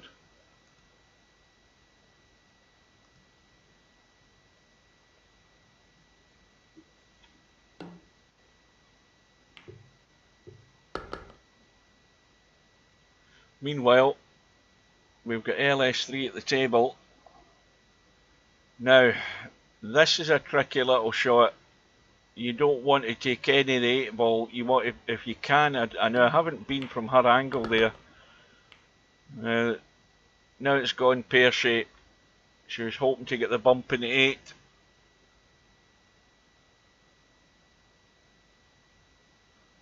Five ball still cuts. should be guaranteed to have some sort of shot in the 7. But when you're leaving things like this, sooner or later you're going to run out of luck. And oh, gave it every chance to go in with the pace. Caught the jaw, but it still drops.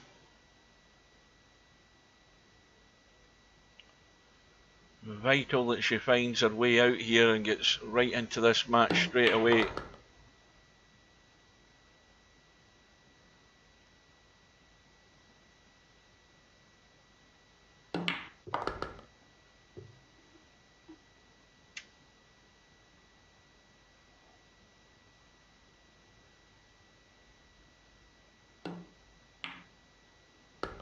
So off and running.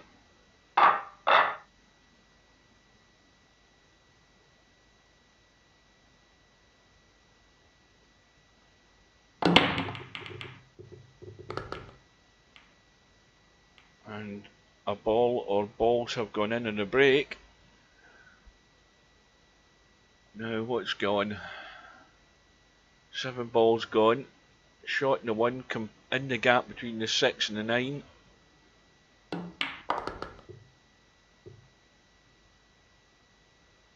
And now a bit more angle in the 2 than you would really want here. I think what she should do is just try for a bump in the 4. I mean, the cue ball wants to run away, but you could play for a bump in the 4. That'll do. Now we've got a bit of severe acrobatics here. You've got to cut this, unless you're prepared to leave the long cut in the 4, but you've got to let this cue ball run big time if you're trying to get to the 4. And she's trying for the safety, and that may well work. I'll settle for that. Good common sense shot, but vital that she got the safety, and she has done. But you could have juiced that up big time and tried to spin the cue ball around, but the chances are you're maybe going to cut across and run into that 5 ball.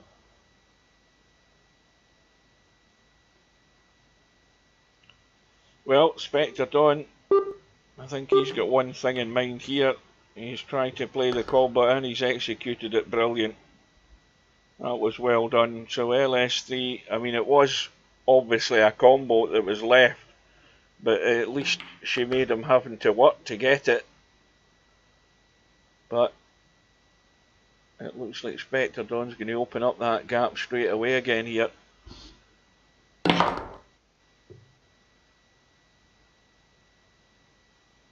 Well, you've just got to chip this and come into the middle of the table, right side of the 9 ball, like that.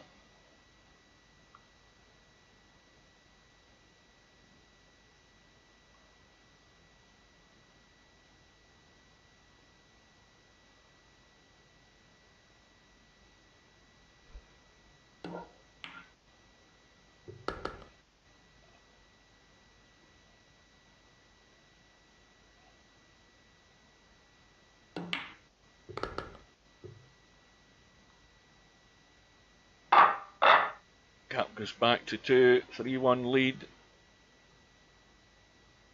Spectre Dawn looking to get on one of his rolls.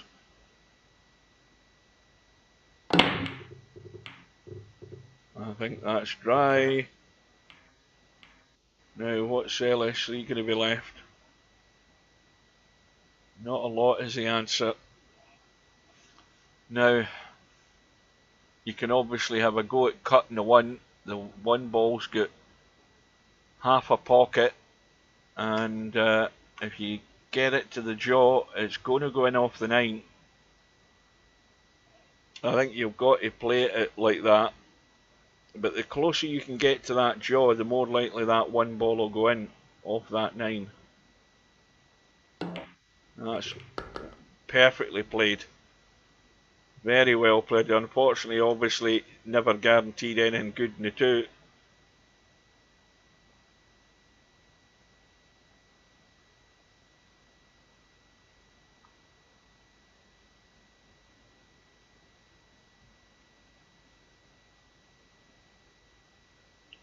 It's a thin one. It's hampered slightly as well, I think, queuing over that. Whatever it is, 8 ball. Oh dear. Well, you know what happens when you run the cue ball.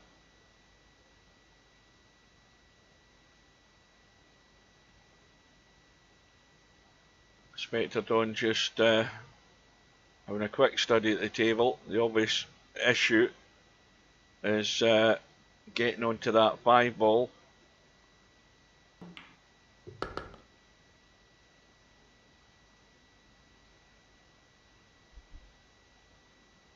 Well, does he think the 5 ball squeezes past the 7? No, he's managed to get himself up to get a sight on it. I thought he was playing for below the 5, but it doesn't go past the 7 anyway, so he's got himself as good as he's ever going to be on that 5 ball.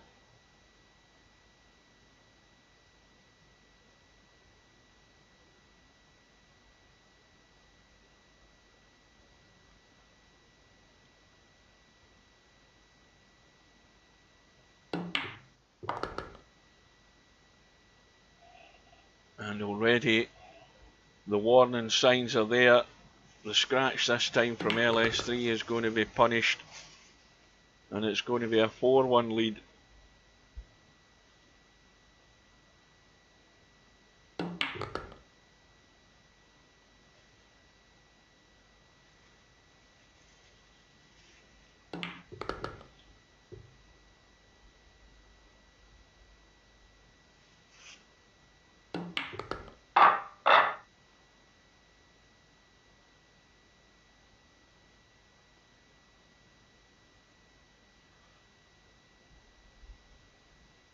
Now that just ramps up the pressure that bit more on LS3 if she gets an opportunity, because whenever she does, she has to deliver to stay in touch. Now, Spectre Dawn has had the 3 ball and the 6 ball. Now, don't tell me he's looking at this, because again it won't go past the 4, so there's nothing happening there. He's going for the push out, and LS3 might put him back in. She could try banking the one across the table and leaving something similar for Spectre Dawn. But as I say, she could put him back in, but I don't think she's inclined to.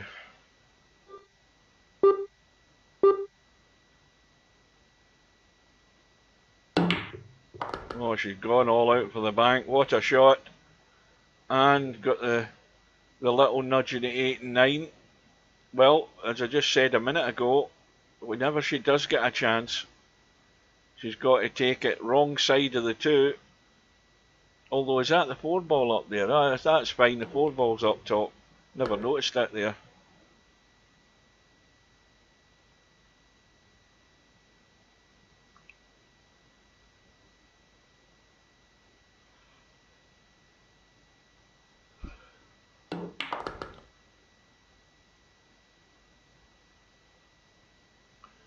Well, whatever you do here, get high enough in a 7.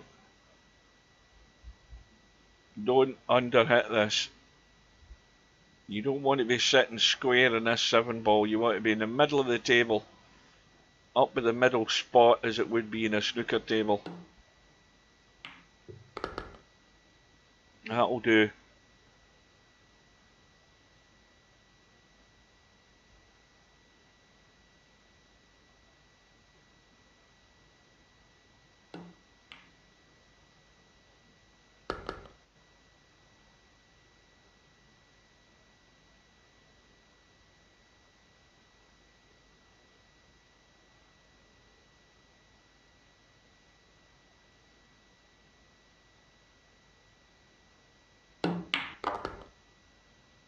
Well, let's see if LS3 can get herself off and running and Maybe get a couple of racks strung together.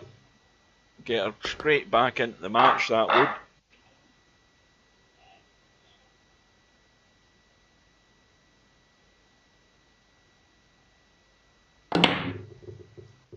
Well, we broke well.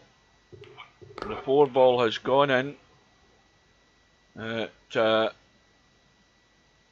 looks like it's going to be a 1-6 combo from distance. Now, again, if you catch the wrong side of this, that 6 ball may well stay up. And it's gone in though. Now, again, just a little cut and let the cue ball run out.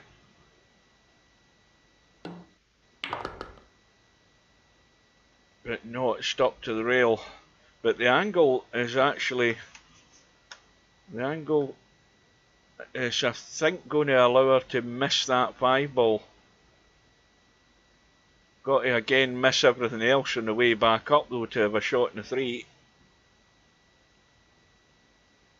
Well, she's digging in. This is making it even more difficult.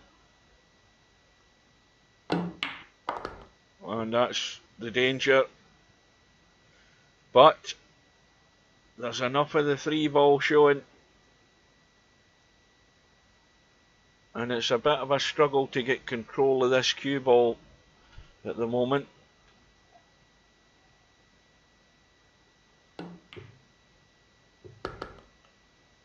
Well, I thought it was going to brush the 5. It hasn't done. And again, a testy little cut into the side. I need a quick drink, the voice is beginning to go, I can feel it.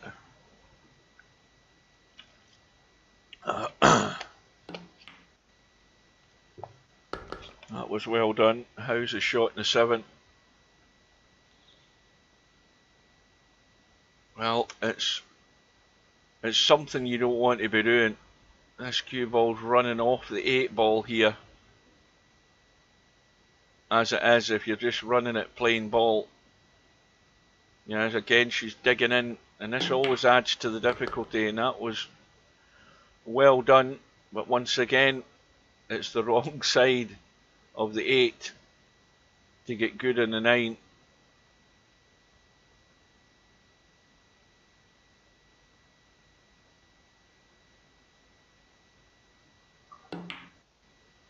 And she's content to leave the cut. It's well off the rail.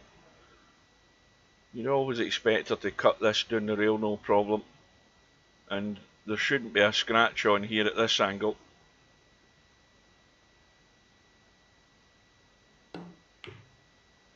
That was well done. Well, it's worked out so far. Got herself back to within 1. Still, of course, with the break.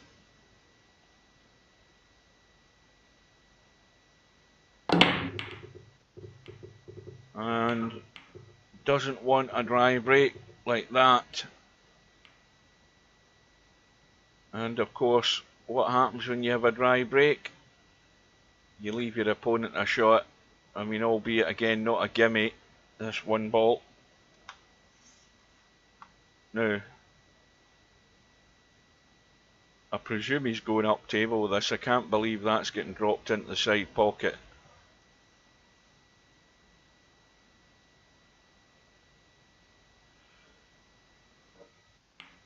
Oh, he's overcut it.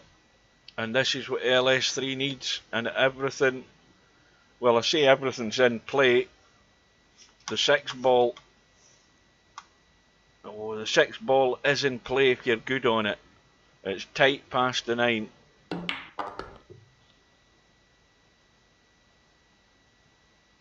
And that's the only thing that could spoil LS3's chances here in getting out, is where the 6 ball is it goes, but it goes when you're good on it. It doesn't go comfortably if you're offline in any sort of way. It just makes it a lot more difficult to judge. And it also brings that 9 ball into play.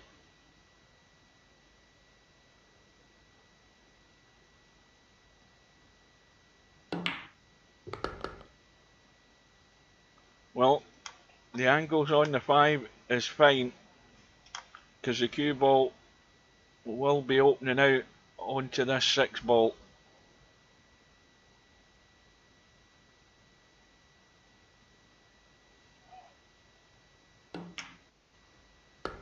Needs to keep coming. Right. When you're at this angle, it's just, you have that doubt of just pushing and catching that 9 ball here. But she's played it well. Now, anything but being stuck to the side rail here to get on this 8 ball. And that'll work. And suddenly we've got a match on.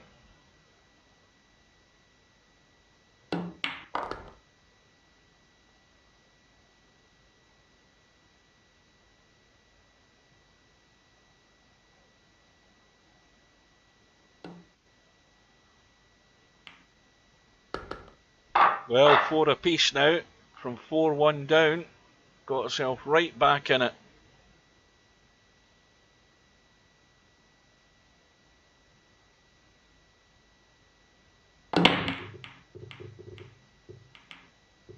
And again,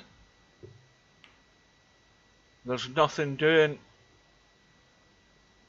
And of course, at the risk of repeating myself, she's left Spectred on an easy start, and all of these balls go, and she's watching her recovery maybe go away again here, because Spectred on's odds-on favourite is going to run out here with this table. I can't see where this is going to go wrong. Well, he just has to be good on the 3 to get on to the 4 one way or another. That's about it.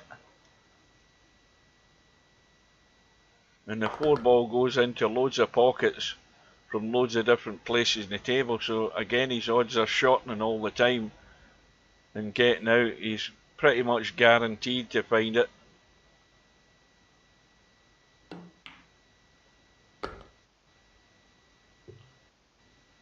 Now, even at this distance, the natural thing to do is to pot the 3 and not scratch the top right hand corner, and at least roll the 4 either up the table or cut it into the side from the right hand side. More likely he's going to run up the table, simply because the 5 ball's up there.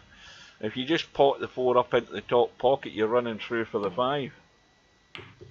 Yeah, what the hell happened to you, Hogster? You were sitting asleep in that Larry LS3 match for 2 hours until you get tossed.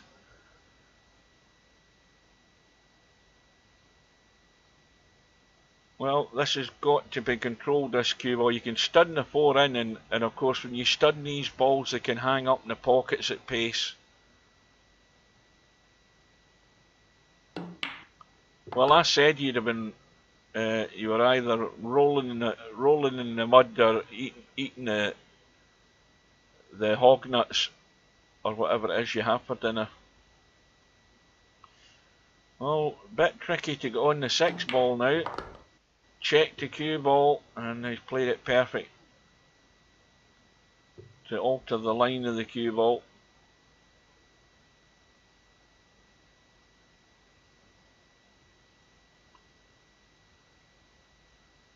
And the only mistake that LS3 made there, well, there was 2 mistakes, but unfortunately you've not really an awful lot of control over it. She's broke dry, and the cue ball's finished dead on the 1 ball, and the inevitable is going to happen. So LS3, having got back into it, is going to have to chase down Spectred on again into a 5-4 lead. Race to 9.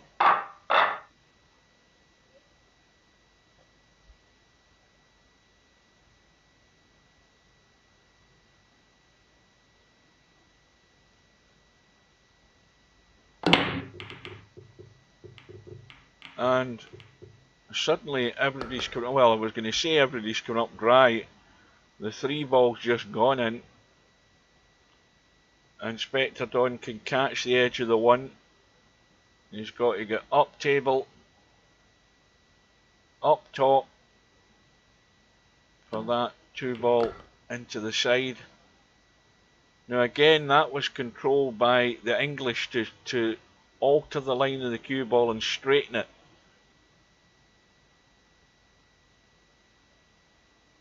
Now the problem, as we can all see, will be the 5 ball. Now from where he is in the 2, he can leave the angle in the 4 to cut it into the side and run a couple of rails while he's coming into the middle of the table. You can still get a hit here and bump this 5 and 9. But I think I would have much preferred leaving it there so that I can run a couple of rails. Because it's a big target running a couple of rails into those 2, and that's not really improved it much.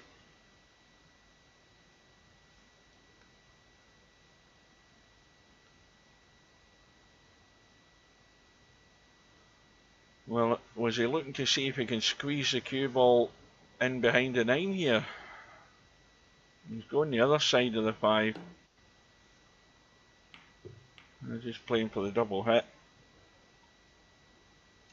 Well, when Larry and LS3 get into this little battle earlier on tonight, LS3 came out on top. Larry blinked first.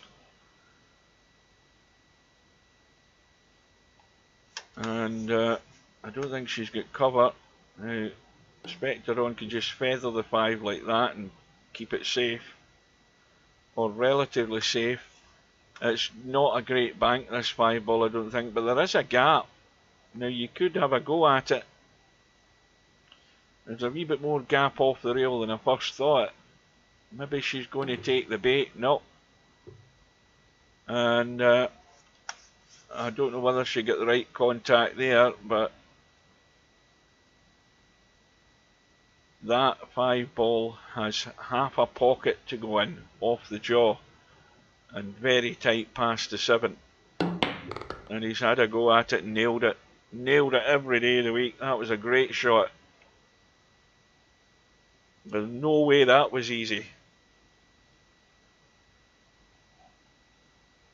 Well, deserves to win the rack from that play there right now.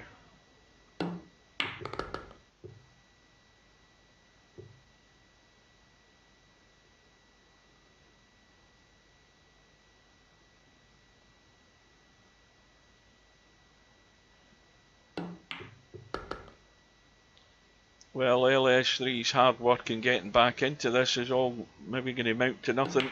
Spectre Dawn stretches the lead further again, back to 2 and running out of racks.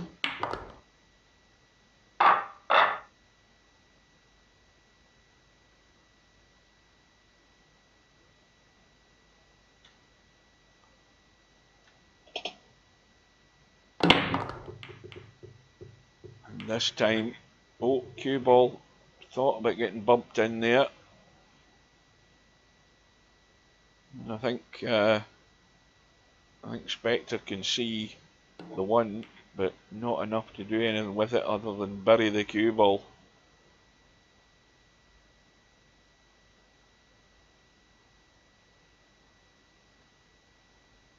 And at the risk of saying the obvious, LS3's in a whole heap of trouble here.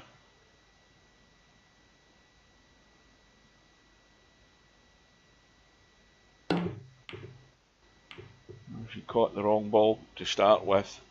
And the good thing about it is that at the pace she played that, she can consider herself lucky that she didn't bump that 5 and 2 ball down the bottom rail here, because that's the lifeline that she's got. They're still locked up.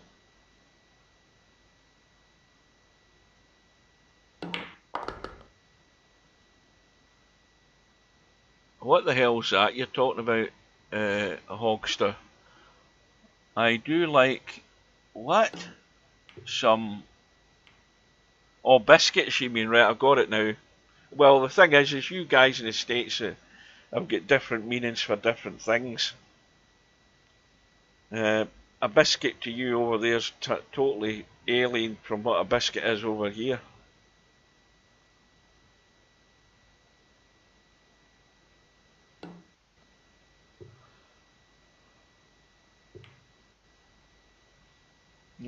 that was almost a great shot. But the rail was not hit after the shot, so it was ball in hand for Spectre Dawn. And I'm going downhill very rapidly here. I need a coffee. I'll get that after the match.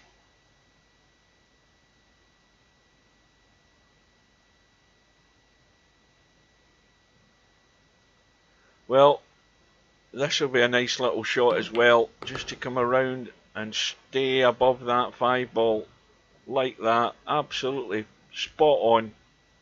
Perfect.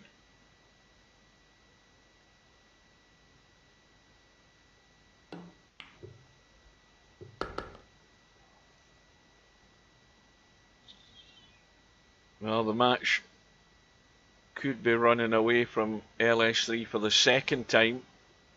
She got back from a 4-1 deficit, and she's going to have to get in rather sharpish if she's going to try and recover a second time here.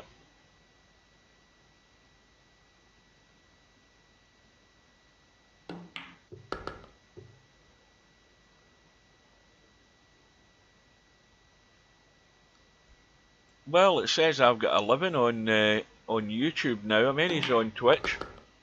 I didn't think there were that many folk hanging in there to this time of night. Oh, it's suddenly dropped to 10. I put the mockers on that.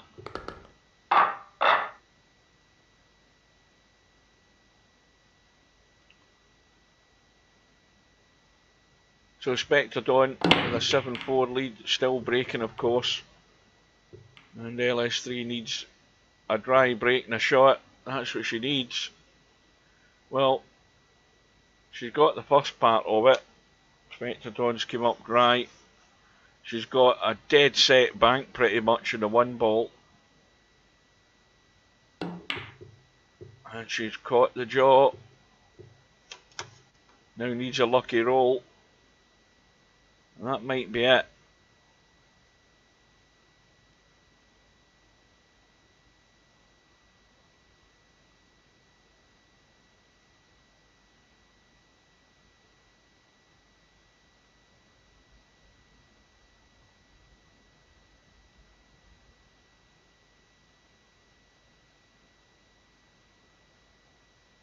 Well, Spectre Dawn's had a look at the cut into the right side pocket. Cue ball's going to be probably heading back up in the direction of the 2-ball. No guarantee it's going to get there though.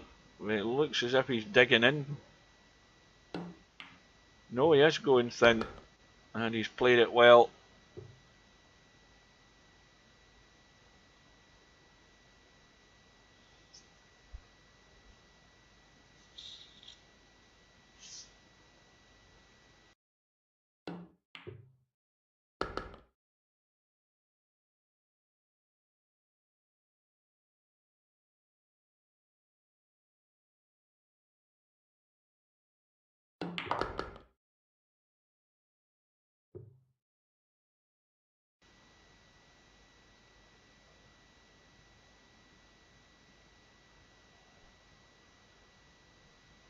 Oh, I missed that in the chat there.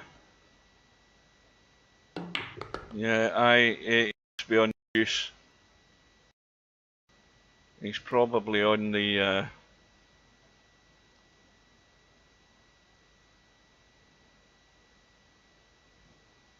what the hell was that wine that Chimpy was talking about there? He's probably on that stuff.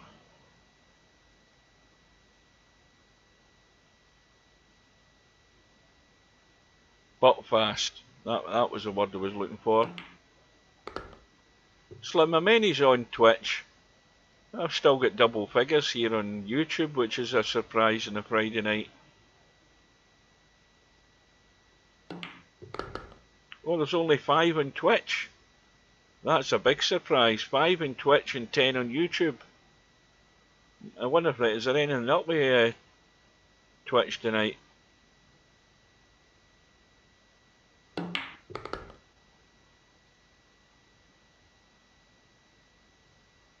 Well, Spectre Dawn's left it short again.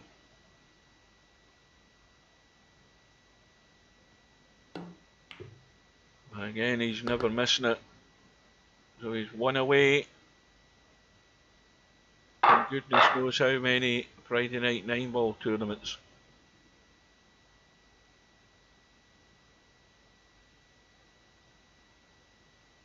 So LS3 has been snuffed out this match. Got back to 4-all. And hasn't had a look in since then.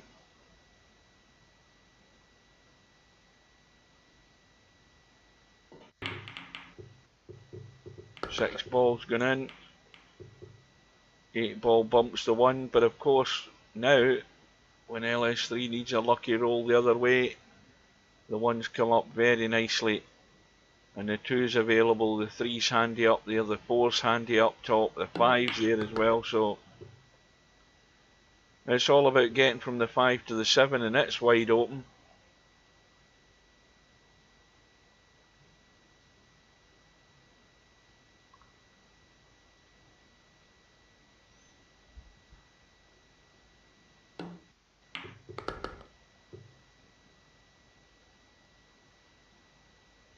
Well, he's not quite got high enough in that 3-ball. He wanted to be more square on the 3-ball so that it would be easier to hold for the 4.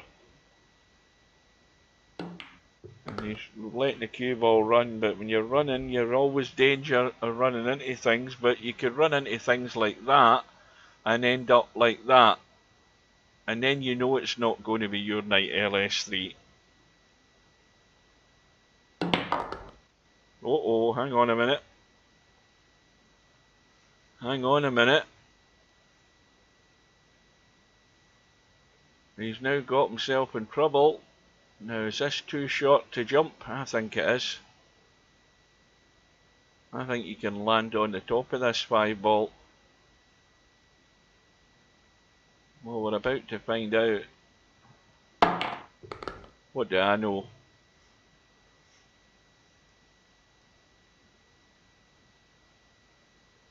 Well, it's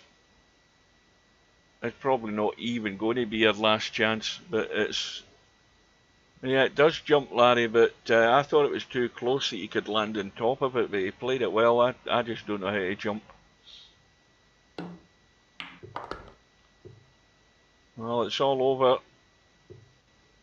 Cut the 8, run up the long rail on the right hand side, and because if you go inside to the long rail, you're nowhere near the side pocket, you're never going to scratch at this angle. So somewhere up at the side pocket or just short of it, and he's just letting it run loose, and he's going to end up not great. But I mean, it's fine. You're really not missing this either. So this for the match, and in a tournament that's taken us 3 hours and 40 minutes tonight, still quicker than most. So it's another well done to Spectre Dawn, well done to LS3 for getting there, and well, how many's you won now? I'm not counting. Well, hopefully somebody is, but I'm not counting. Right, that's it, folks. So we've got the matches tomorrow. If you can't see them or join us for the bar table matches, they'll be on that playlist I've got on YouTube. It's already up and running if you want to catch up on any of the matches, and also the ones that you might miss tomorrow and on Monday. So until we meet again, I want to thank you for your company. Thanks for sticking with it, and I hope you can join us over the weekend or at any time in the future for the next Friday night 9-ball. Until then, I'm going to wish you a good night and take care, and we'll see you again soon enough, no doubt. See you later, folks.